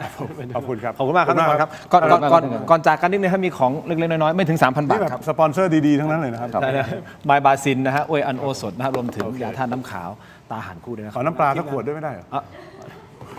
น้ำปลาเดี๋ยว ตามไป ทิพรส ขอบคุณมากครับ ขอบคุณมากครับ ขอบคุณ ครับสวัสดีครับ ขอบคุณครับ ครับสวัสดีครับพี่กรณ์ เชิญทีมงานครับพารบกวนเดี๋ยวให้เก็บของได้เลยครับช่วยท่านเอาแหละคุณผู้ชมก็ติดตามสถานการณ์อย่างใกล้ชิดนะฮะว่าสรุปแล้วมันจะเป็นยังไงแล้วจะเป็นอย่างที่ท่านประธานสหพันธ์พูดหรือเปล่านะครับว่ามีเรื่องของไอ้โม่งหรือใครที่เป็นผลประโยชน์ทับซ้อนคุณผู้ชมครับก็แสดงความคิดเห็นกันเข้ามาได้นะครับแต่เอาละท่านประภาสอยู่ตรงนี้ผมขออนุญาตกลับไปที่เรื่องของ ไม่ตอนแรกเชิญผมมาเรื่องสงครามนะที่กลายเป็นน้ำมันเลยนะครับมันเชื่อมโยงกัน มันเชื่อมกันโยงกันอยู่แล้วเพราะมันเกิดจากสงคราม เพราะมันอธิบายได้ด้วยนักยุทธศาสตร์บอกว่าสงครามปั๊บมันเกิดผลกระทบในการสู้รบเพื่อวัตถุประสงค์อะไรก็ไม่รู้นะครับมันผลกระทบกันทางเศรษฐกิจมา ถูกครับ เรื่อยๆแล้วก็การเมืองมัน ถูกครับ มาถึงประชาชนแล้วเห็นไหมครั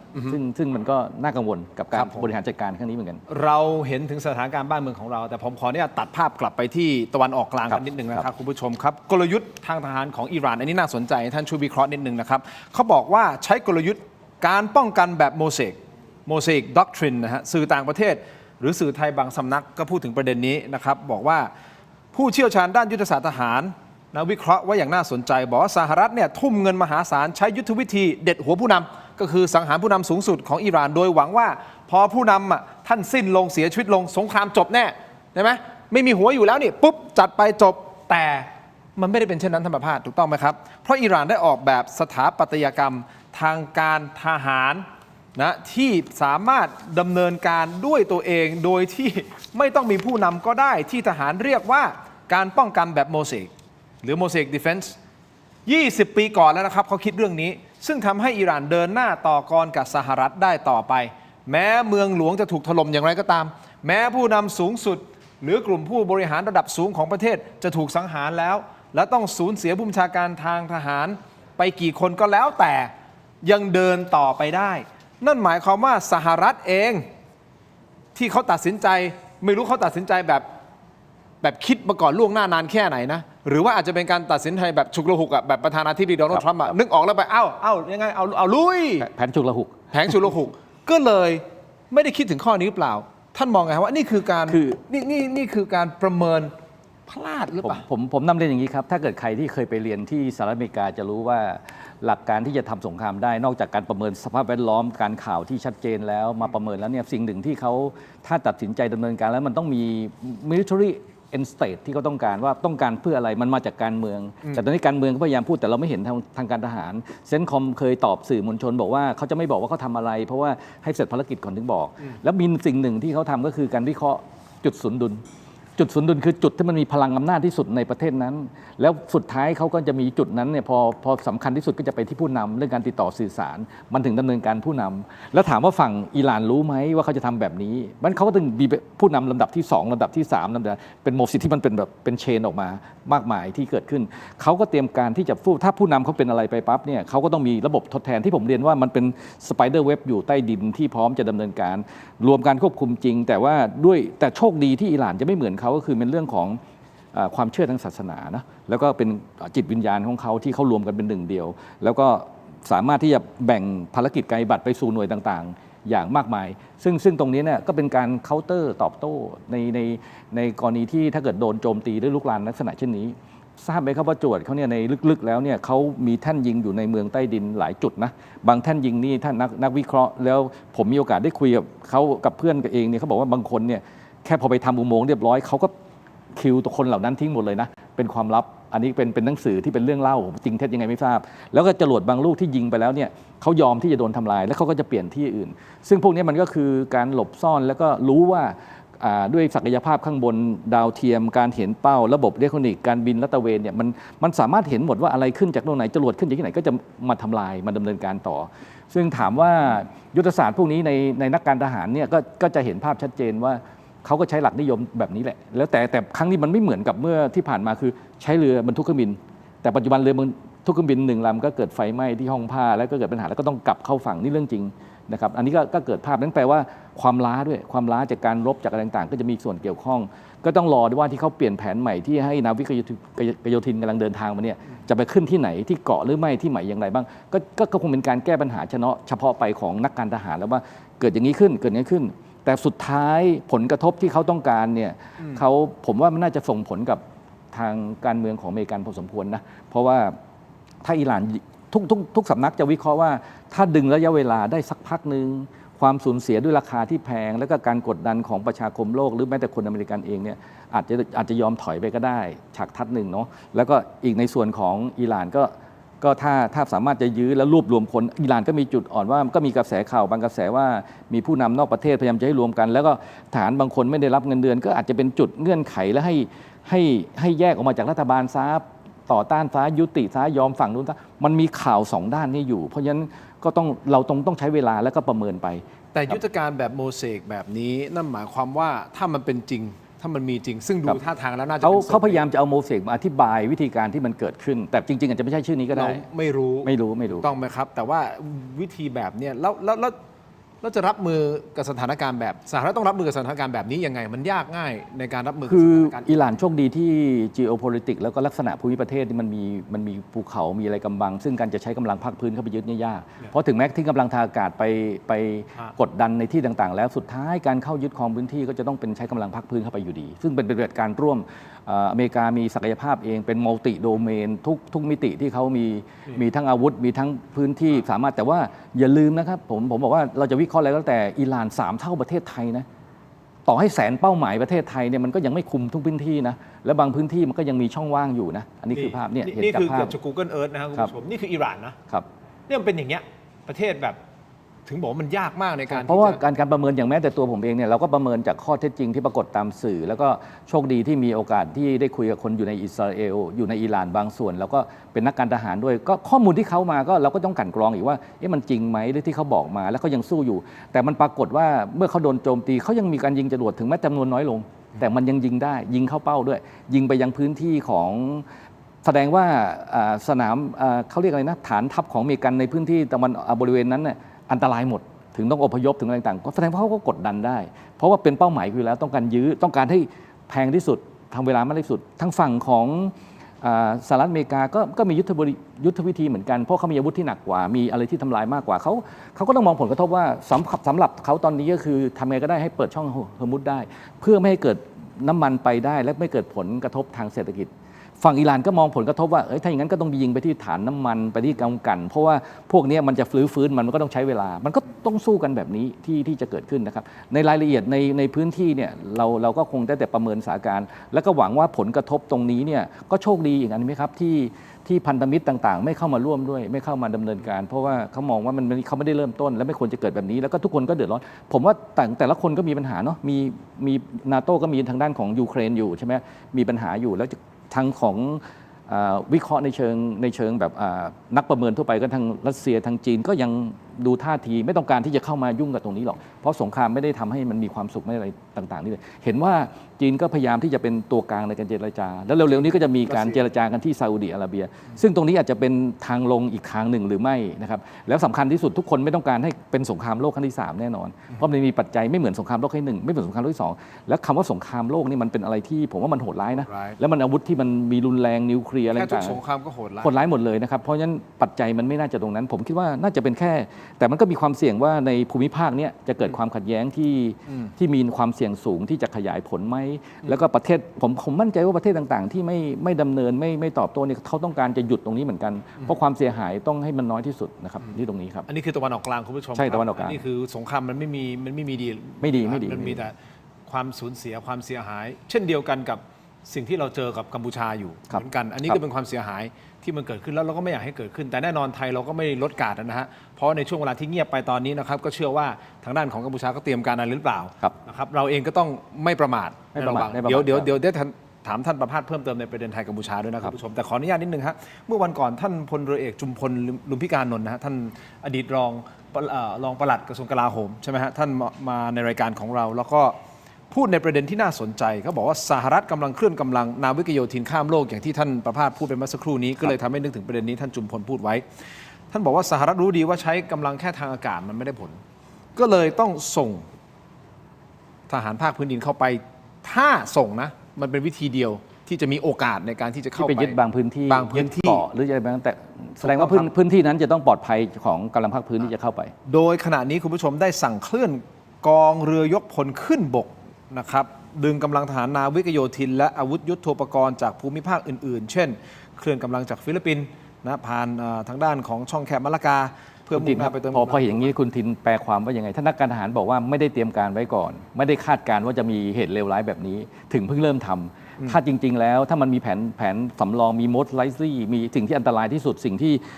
มันอาจจะเกิดที่สุดเนี่ยเขาจะต้องเตรียมการมาเรียบร้อยแล้วเหมือนที่มีคำสมัย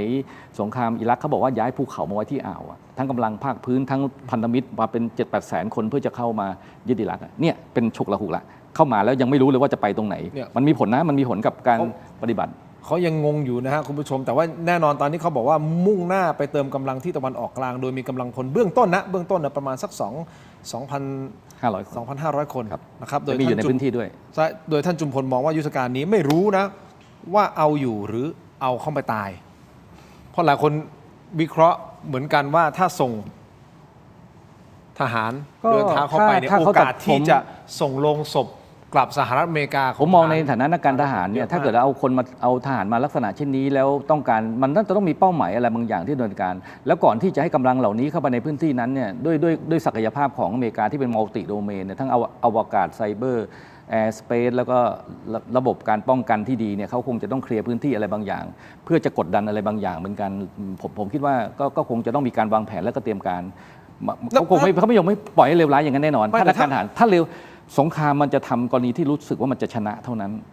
สำหรับผู้ลุกถ้าส่งคนเข้าไปอย่างเงี้ยส่งทางเข้าไปแสดงว่าเขาก็ไม่ได้คิดว่ามันจะจบเร็วเหรอฮะหรือว่าท่านเขาคิดว่าส่งไปเพื่อที่จะมันมีอยู่อันหนึ่งคือให้มันจบเร็วการที่กำลังเคลื่อนย้ายมามันก็เป็นการส่งสัญญาณโชว์ออฟฟอร์สเหมือนกันกดดันไหมว่าให้อิหร่านยอมเถอะว่าจะมาหรือไม่มาคือมันจริงในเท็จในจริงและการส่งสัญญาณเหล่านี้เนี่ยมันก็ตีความไปต่างๆนานาได้เช่นเดียวกันครับอันนี้คือเป็นปกตินะแล้วก็การที่ผู้นำของ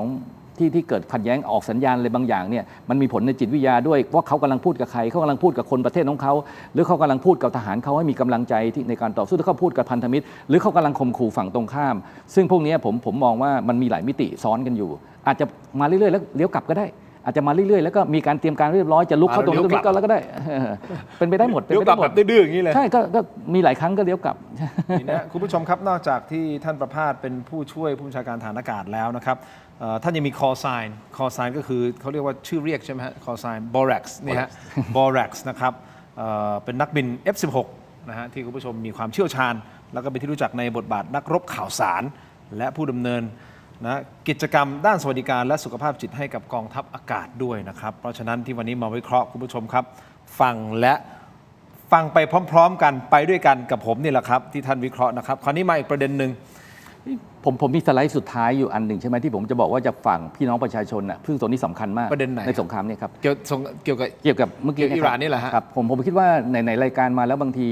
เราได้มีโอกาสพูดคุยกันแล้วเมื่อกี้นี่ผมอาจจะมีบทวิเคราะห์กับท่านกรหลายเรื่องที่เกี่ยวกับพี่น้องส่วนราชการจะมีผลต่างๆที่ท่านกำลังทำอยู่ท่านส่งข้อมูลให้ทีมงานของผมเรียบร้อยแล้วทีมงานของผมแปลงออกเป็นสไลด์ออกมาแล้วเดี๋ยวจะอธิบายกันแต่เราจะอันนี้ก่อนแล้วเดี๋ยวผมค่อยไปอีกประเด็นหนึ่งนิดนึงอยากรู้เหลือเกินว่าทางอิสราเอลเขาอ้างว่าสังหารอาลีลาริจานีนะซึ่งทางด้านอิหร่านก็ออกมายืนยันว่าจริงคราวนี้จะมีผลกระทบอย่างไรในประเด็นนี้เอานี้ไปดูที่ท่านจะพรีเซนต์ก่อนใช่ไหมที่เป็นอินโฟเป็นภาพเอามาเลยครับอันไหนมาเลยอันนี้ใช่ไหมฮะไม่ใช่ครับอันนี้เป็นแบบเป็นเชนที่ผมว่าอีเฟกกับอีกอันหนึ่งครับอันที่เป็นเรื่องที่เกี่ยวกับยังไงจัดมาทีอันนี้ก็เป็นภาพที่เราทำอินโฟขึ้นมาอีกภาพหนึ่งที่เป็นตัวหนังสือครับที่เป็นตัวหนังสือทีมงานไหมไม่เป็นไรครับในระหว่างที่ทีมงานหาไม่เป็นไรฮะเดี๋ยวทีมงานพอดีมีหลายสไลด์นิดนึงครับตัวนี้ป่ะไม่ใช่ครับไม่ใช่เฮ้ยหัวข้อนี้เลยฮะ World War 3 coming นี่เลยนะฮะไม่ใช่ฮะอีกอันหนึ่งไม่ใช่โอเคทีมงานอันนี้เป็นบทวิเคราะห์นี่ครับนี่ครับผมคิดว่าเตรียมตัวไม่ใช่ตกใจเพราะว่าที่ผมนำเรียนว่าในการวิเคราะห์ต่างๆแล้วก็เมื่อกี้ก็โยงมาถึงผลกระทบที่เกิดกับประเทศไทยเรื่องของน้ำมันเนี่ยสิ่งต่างๆเหล่านี้มันก็เลยเกิดภาพตรงนี้ขึ้นผมในฐานะที่เป็นผู้อำนวยการศูนย์ข่าวสารผมก็อยากจะนำเรียนพี่น้องประชาชนก็แล้วกันว่ามันมีทั้งสองฝ่ายเห็นด้วยไม่เห็นด้วยสิ่งหนึ่งที่สำคัญที่สุดคือข้อมูลข่าวสารที่ผมบอกว่านักวิเคราะห์ต่างๆก็จะมีพื้นฐานความคิดมีถึงการเรียนรู้ประสบการณ์มาแล้วก็มองงั้นการติดตามข่าวสารต่างๆจากว่ามีภาพวิดีโอภาพ AI ต่างๆนี่ต้องติดตามหลายแหล่งแล้วก็อย่าไปตกใจกับมันนะครับสำคัญที่สุดประการที่2คือระมัดระวังข่าวปลอมที่ผมบอกสงครามที่ผมบอกว่า การเคลื่อนกำลังคือการส่งสัญญาณการโชว์ออฟฟอร์ดการแสดงพลังการข่มขู่ในเชิงที่ยังไม่ได้ทำจริงการบอกว่ามีการขนย้ายต่างๆก็เป็นข่าวเหมือนกันงั้นเราต้องฟังให้ดีว่าข้อมูลเขาใช้เป็นอาวุธต่างๆพวกนี้ประการที่3ก็คือเราต้องเตรียมความผันผวนทาง ความผันผวนทางเศรษฐกิจแน่นอนแล้วมันก็เกิดกระทบขึ้น ตรงนี้ผมจะบอกว่าแม้แต่ตัวผมเองเนี่ยบังเอิญว่าผมติดโซลาร์เซลล์ที่บ้านละกลางวันก็ยังพอใช้ได้ แล้วตอนนี้เราก็ต้องกลับมาทบทวนตัวเองวางแผนระดับตัวเองบุคคลเลยว่าอะไรที่เราเกี่ยวข้องที่มันกระทบมาน้ำมันแพงแน่ๆแก๊สแพงแน่ๆความเป็นอยู่แพงแน่ๆอาจจะตกงานไหมอะไรเกิดอะไรไหมก็คงต้องดูอาจจะต้องมาทบทวนแล้วก็หาวิธีการที่จะอยู่ให้ได้ในสถานการณ์วิกฤตแบบนี้นะครับแล้วสุดท้ายก็คือข้อถัดมาคือข้อ4เนี่ยเราต้องไม่ตื่นตระหนกครับอย่างเคสน้ำมันเนี่ยบางทีถ้าข้อมูลมันไม่ชัดเจนแล้วก็มันทำให้เหมือนกับมันส่งไงไปหมดเนี่ยมันก็จะตื่นตระหนกแล้วก็ทำให้เกิดการโกลาหลได้ก็ต้องระวัง แต่ไอ้ที่อย่าตื่นตระหนกเนี่ยคือเพราะว่ามันมีคนทำให้ตื่นตระหนกไงครับครับอันนี้ก็คือใครล่ะครับคนที่บริหารเราเมื่อสักครู่เราถึงได้วิเคราะห์แล้วก็ได้ให้เสนอข้อคิดมุมมองทางออกด้วยแล้วก็ไม่ได้มาตำหนิว่ากล่าวอะไรกันเป็นข้อสังเกตการณ์และสุดท้ายก็คือ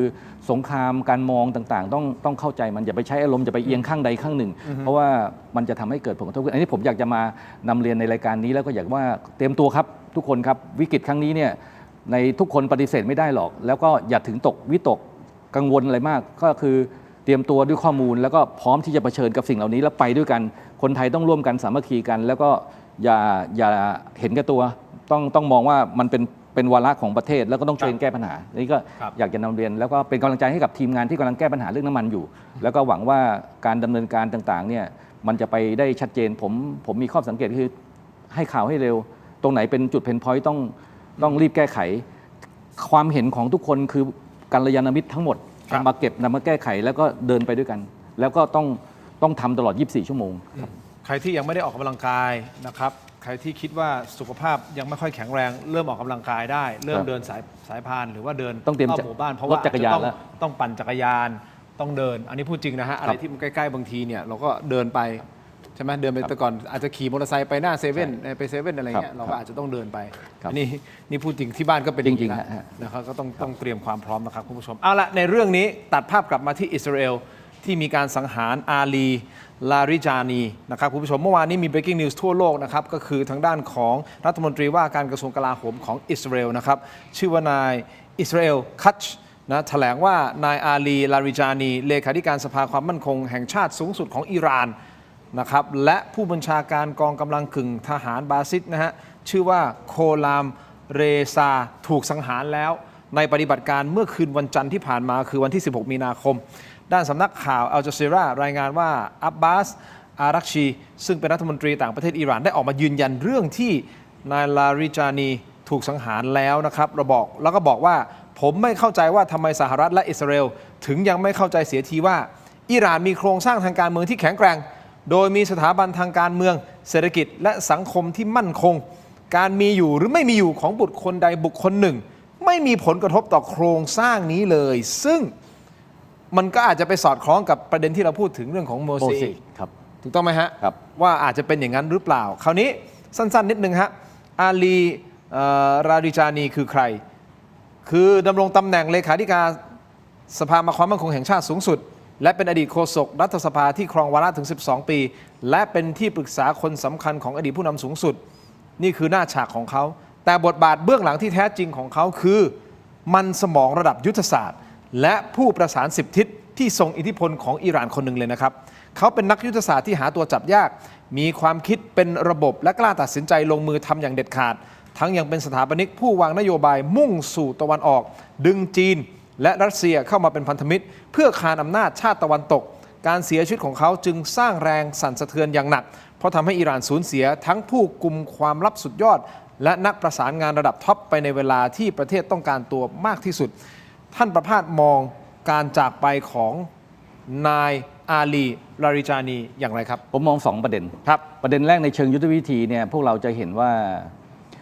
อิสราเอลมีศักยภาพในการตรวจติดตามผู้นำที่เขาต้องการจะคิดว่ามีเป็นบุคคลสำคัญอย่างที่คุณทินได้ว่าเมื่อสักครู่เนี่ยทั้งเรื่องของการดักฟังสัญญาณต่างๆแล้วก็สายลับนี่ในพื้นที่จนรู้ว่าเขาอยู่ที่ไหนแล้วสามารถจะมา ฆ่าได้มาตัดหัวตรงนี้ได้ แล้วก็ทำให้เกิดผลสำเร็จแล้วก็มีผลกระทบเพราะเขาเชื่อว่าเนี่ยคือเป้าหมายที่มีอิทธิพลแล้วก็อาจจะเป็นจิ๊กซอว์สำคัญที่เข้ามาค้นพบทีหลังว่ามีสำคัญประเด็นของผมคือศักยภาพตรงนี้เนี่ยนั่นคือไม่ง่ายที่จะทำไม่ว่าจะเป็นเรื่องของการดักฟังการดูสัญญาณการบอกจุดแล้วก็การใช้อาวุธที่แม่นยำแล้วก็โจมตีแล้วสามารถที่จะปลิดชีพเขาได้นี่อันนี้ก็คือเป็นศักยภาพที่เขามีที่อิสราเอลมีแล้วก็มีความพร้อมในการทหารถือว่ามันเป็นอะไรที่ทำยากมากในเชิงยุทธวิธีนะครับแต่เขาทำได้เมื่อทำได้แบบนี้ปุ๊บเนี่ยมันก็เลยจะเกิดผลกระทบตามมาว่าถ้าบุคคลนี้เป็นความสำคัญจริงมีความเชื่อมโยงจริงก็ต้องกระทบกับในระบบการปกครองระบบการสั่งการอะไรประเภทนั้นเนี่ยน่าจะมีกระทบเพราะเขานี่คือผลกระทบที่เขาต้องการว่าเขาก็คงอาจจะว่าใครเนาะมันมีอิทธิพลมีสัญญาณนี้ก็คือปรากฏว่าพวกคนนี้เขาถึงได้ใช้ทุกวิธีการในการเซ็นเซอร์ทั้งงานที่มีหมดแล้วก็ดำเนินการตรงนี้แต่ถามว่าถ้าเป็นโมเสอิกจริงและเป็นความเชื่อจากนักวิเคราะห์ทุกฝ่ายบอกว่ามันมีทดแทนกันได้ผมคิดว่ามันก็น่าจะมีผลกระทบหนึ่งแม้แต่ผู้นำเบอร์หนึ่ง40 กว่าคนแล้วมันยังเกิดแบบนี้ก็ได้เนี่ยมันก็อาจจะมีผลกระทบเป็นไปได้ทั้งว่ากระทบมากกระทบน้อยแต่แนวโน้มแล้วผมคิดว่าเมื่อมาถึงนาทีนี้แล้วเนี่ยจะเห็นว่ามีบทนักวิชาการบอกว่ากลางค่ำกลางคืนคนอิหร่านออกมาชุมนุมกันเป็น10 ล้านเพื่อรวมพลังกันแล้วก็ต่อต้านกันถ้าตรงนี้ยังมีความเหนียวแน่นอยู่แล้วก็มีผู้นำที่ขึ้นมาทดแทนได้ก็น่าจะยังดำเนินการต่อเนื่องได้เพราะว่าเขามีระบบนี้อยู่แล้วว่าสามารถที่จะมีคนทดแทนได้ตลอดและต้องจับตาด้วยนะครับคุณผู้ชมวันศุกร์นี้จะเข้าสู่ปีใหม่ของอิหร่านนะครับต้องดูว่าจะเกิดอะไรขึ้นในการฉลองปีใหม่ของอิหร่านซึ่งจะเกิดขึ้นในวันศุกร์ข้ามสู่วันเสาร์นะครับคุณผู้ชมครับที่น่าสนใจอีกภาพหนึ่งที่เห็นไหมคนอิหร่านชุมนุมกันแล้วก็มีการทิ้งระเบิดตรงนี้แสดงไม่มีความกลัวเลยซึ่งตรงนี้มันส่งสัญญาณอะไรบางอย่างว่ามันเคยมีเหตุการณ์นะครับในสมัยโคโซโวแล้วมันมีสะพานอยู่สะพานหนึ่งที่จะข้ามไปแล้วปรากฏว่าจะต้องฝ่ายพันธมิตรจะต้องตัดสะพานนี้เพื่อไม่ให้ส่งบำรุงเข้าในนั้นปรากฏว่าประชาชนทุกคนมายืนอยู่บนสะพาน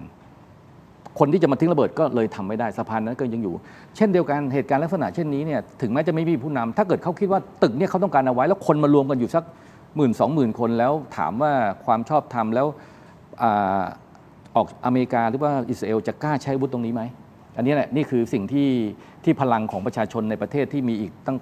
80-90 ล้านคนถ้าเกิดเขารวมพลังกันไอ้ตรงนี้น่าสนใจน่าติดตามว่ามันมีสัญญาณเหมือนกันว่าเขาจะไปปกป้องสถานที่บางสถานที่แล้วรวมกันขึ้นมามันก็จะเป็นเพราะว่า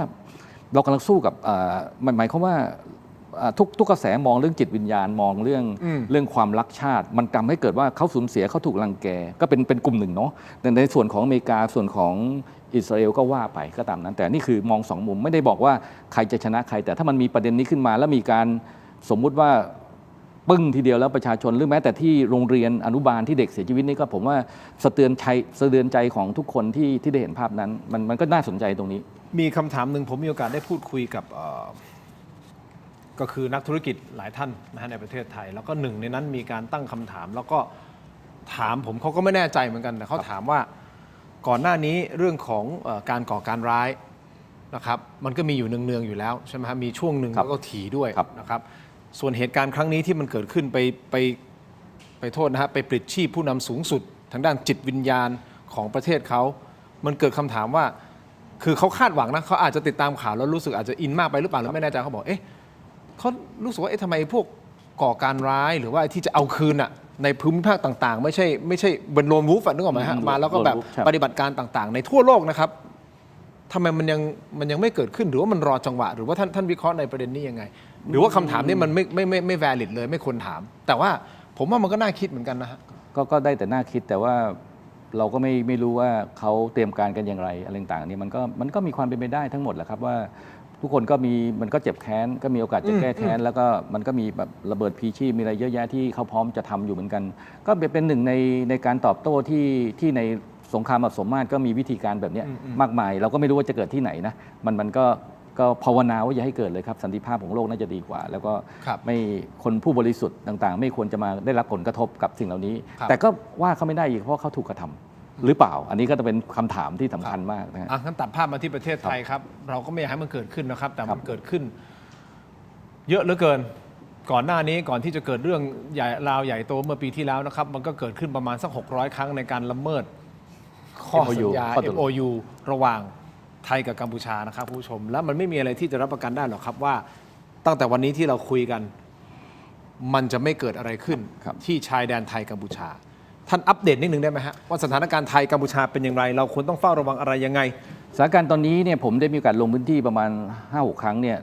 พี่น้องทหารในพื้นที่มีกำลังใจดีมาก ครับ แล้วมีฐานที่มั่นที่เข้มแข็ง แล้วก็พร้อมปกป้องประเทศไทย ทุกอย่างพร้อมหมดทรัพยากร บุคลากร ยุทโธปกรณ์ การตรวจการบินและตระเวนการประสานงานร่วม เรามีความพร้อมมากในการปกป้องอธิปไตยของประเทศ ถ้าเทียบกับก่อนเดือนกรกฎาคมก่อนเดือนธันวาช่วงนั้นเนี่ยหลายพื้นที่กัมพูชามายึดครองพื้นที่ของเรา อยู่บนภูเขาอยู่บนพื้นที่บ้านหนองจานซึ่งเป็นของเรา และบนพื้นที่หลายพื้นที่ที่บุกรุกเข้ามาที่มันยังตกลงกันไม่ได้ เราประท้วงเขาก็ไม่สนใจเขาก็เข้ามา ตอนนี้เรายึดคืนพื้นที่ของเราได้ทั้งหมดแล้วสถาปนาความเข้มแข็งได้อย่างดีมีการตรวจการมีการดู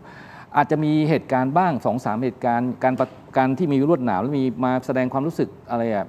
ยั่วยวนกันอะไรต่างๆเนี่ยก็อาจจะมีบ้างเพราะว่าต้องยอมรับว่าปัจจุบันนี้เนี่ยเราต้องไปยึดที่ถ้อยแถลงร่วมเมื่อวันที่ 27 ธันวาคม 2568 ว่าเรากำลังทหารอยู่ตรงไหนอยู่ตรงนั้น เดี๋ยวค่อยมาว่ากันเมื่อมีรัฐบาลเมื่อจะมีเวทีเจรจาอะไรก็ว่าไปตามข้อตกลงเพราะทุกประเทศที่ดำเนินการก็จะบอกว่าให้เราไปคุยกันท่านรัฐมนตรีว่าการกระทรวงต่างประเทศบอกว่ากัมพูชาจะเลือกความขัดแย้งต่อไปหรือจะเลือกสันติภาพเขาก็อยู่ที่เขาแหละว่าจะเกิดอะไรขึ้นเอาที่ผ่านมาเราอยากสันติภาพมาตลอดเขาก็ไม่เห็นจะสันติภาพกับเราเนี่ยไม่ใช่เหรอครับ ก็เขามายั่วยุเราตลอดเขาสร้างสถานการณ์มาตลอดก็เราถึงได้มีการตอบโต้แล้วก็ดำเนินการไป20 กว่าวันนั้นนะที่เราดำเนินการไปนะตอนนี้เนี่ยเรายึดครองพื้นที่ของเราได้ทั้งหมดแล้วถามว่าเมื่อเรามีความพร้อมแบบนี้แล้วก็สิ่งที่ก็จะมีคำถามต่อว่ากลยุทธ์ที่เขาใช้เนี่ยเขาจะเปิดรอบ3ไหมก็เราต้องดูหลายๆปัจจัยทั้งว่าเขามีการเคลื่อนย้ายกำลังไหมมีอาวุธที่มันเป็นทำลายล้างอย่าง BM-21 หรือ PSL-03 อะไรก็ว่าไปเนี่ยเข้ามาพื้นที่ไหมมีเคลื่อนย้ายกำลังพลไหมมีระบบส่งกำลังบำรุงอาหา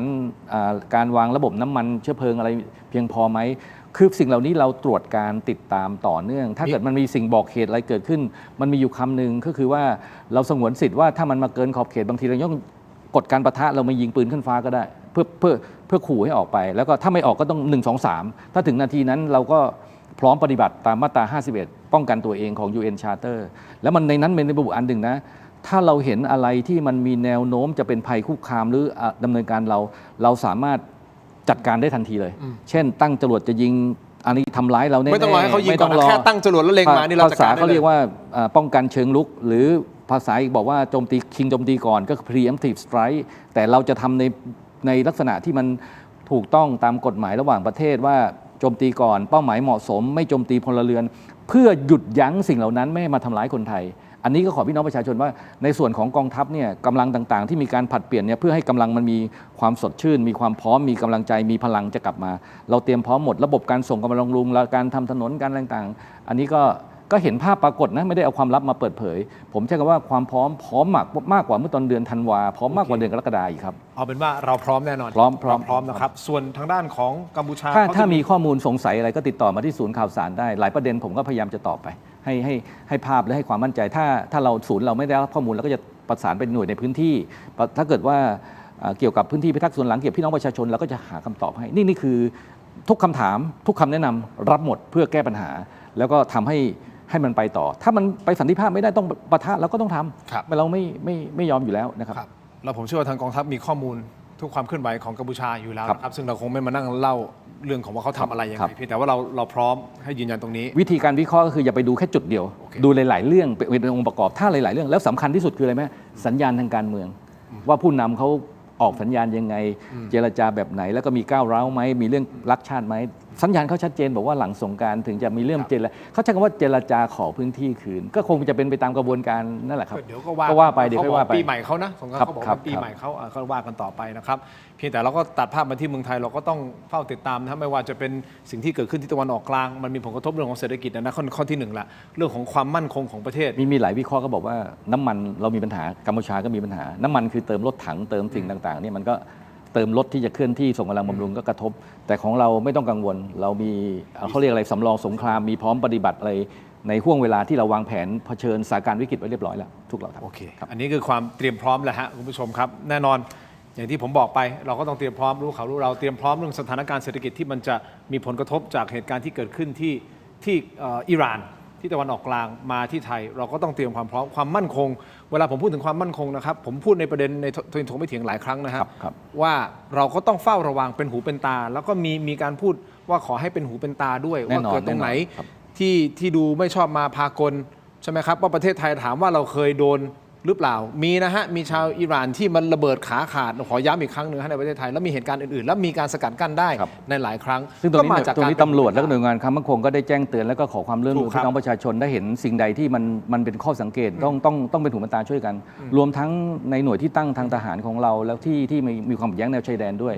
ข้อมูลเหล่านี้มันอาจจะมีสายลับอาจจะมีคนที่ไม่หวังดีข้ามือที่3แต่ก็ไม่ต้องตระหนกแต่เราเห็นที่มันผิดปกติก็แจ้งหน่วยความมั่นคงเข้าไปตรวจสอบแล้วก็จะได้จากหนักเป็นเบาผ่อนปลนได้ครับครับผมอ่ะ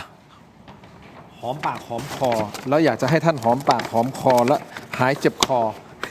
ขออนุญาตนะครับมอบของเลยนะครับอันนี้ฮะเม็ดอมซิงค์พลัสครับขออนุญาตท่านนะครับขอบคุณครับนี่ครับเม็ดอมซิงค์พลัสนะฮะผลิตภัณฑ์ไมบาซินจากเกรเตอร์ฟาร์มานะครับมี3สูตรที่มีคุณประโยชน์จากวิตามินหลากหลายชนิดครับเม็ดอมซิงค์พลัสวิตามินซีและโคคิวเทนกลิ่นองุ่นมะนาวเม็ดอมซิงค์พลัสลูทีและบิเบอรี่กลิ่นแบล็คเคอร์เรนต์เม็ดอมซิงค์พลัสเบต้ากลูแคนกลิ่นสตรอเบอรี่นะครับซิงค์มีส่วนช่วยในการทำหน้าที่ของระบบภูมิคุ้มกันและกระบวนการต่อต้านอนุมูลอิสระถ้าเจ็บคอไอหรืออยากเสริมภูมิคุ้มกันครับเลือกไมบาซิน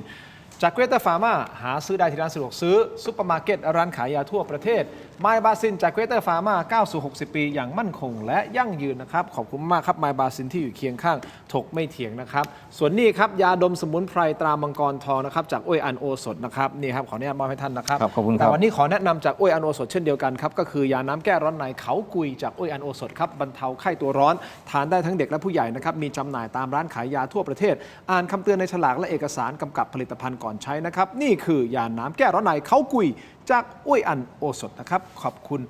มากๆนะครับต่อกันที่ยาท่าน้ำขาวครับอันนี้ผมบอกนะครับมาตรฐานสากลครับยาท่าน้ำขาว49 บาทฝาสีฟ้าตราหารคู่นะครับมาตรฐานสากลหาซื้อง่ายตามร้านขายยาแผนปัจจุบันทั่วไปราคาเพียง49 บาทเข้าถึงง่ายจาก HK Pharmaceutical นะครับซึ่งยาท่าน้ำขาวสามารถที่จะแก้ท้องอืดท้องเฟ้อรักษาลำไส้อักเสบนะครับฆ่าเชื้อโรคในลำไส้ด้วยนะครับยาท่าน้ำขาว49 บาทฝาสีฟ้าตราหารคู่นะครับขอบคุณมากๆเลยนะครับมอบให้ขอบคุณมากครับขอบคุณครับนะครับขอบคุณมากๆเลยนะครับน่าใช้มากใช่ครับนี่คือยาท่าน้ำขาวของดีฮะตาหารคู่นะครับคุณผู้ชมครับเอาละครับใครที่กำลังมองหาบ้านหรือคอนโดนะครับไม่ได้มอบบ้านและคอนโดให้ท่านนะฮะแต่เราแนะนำแอปครับ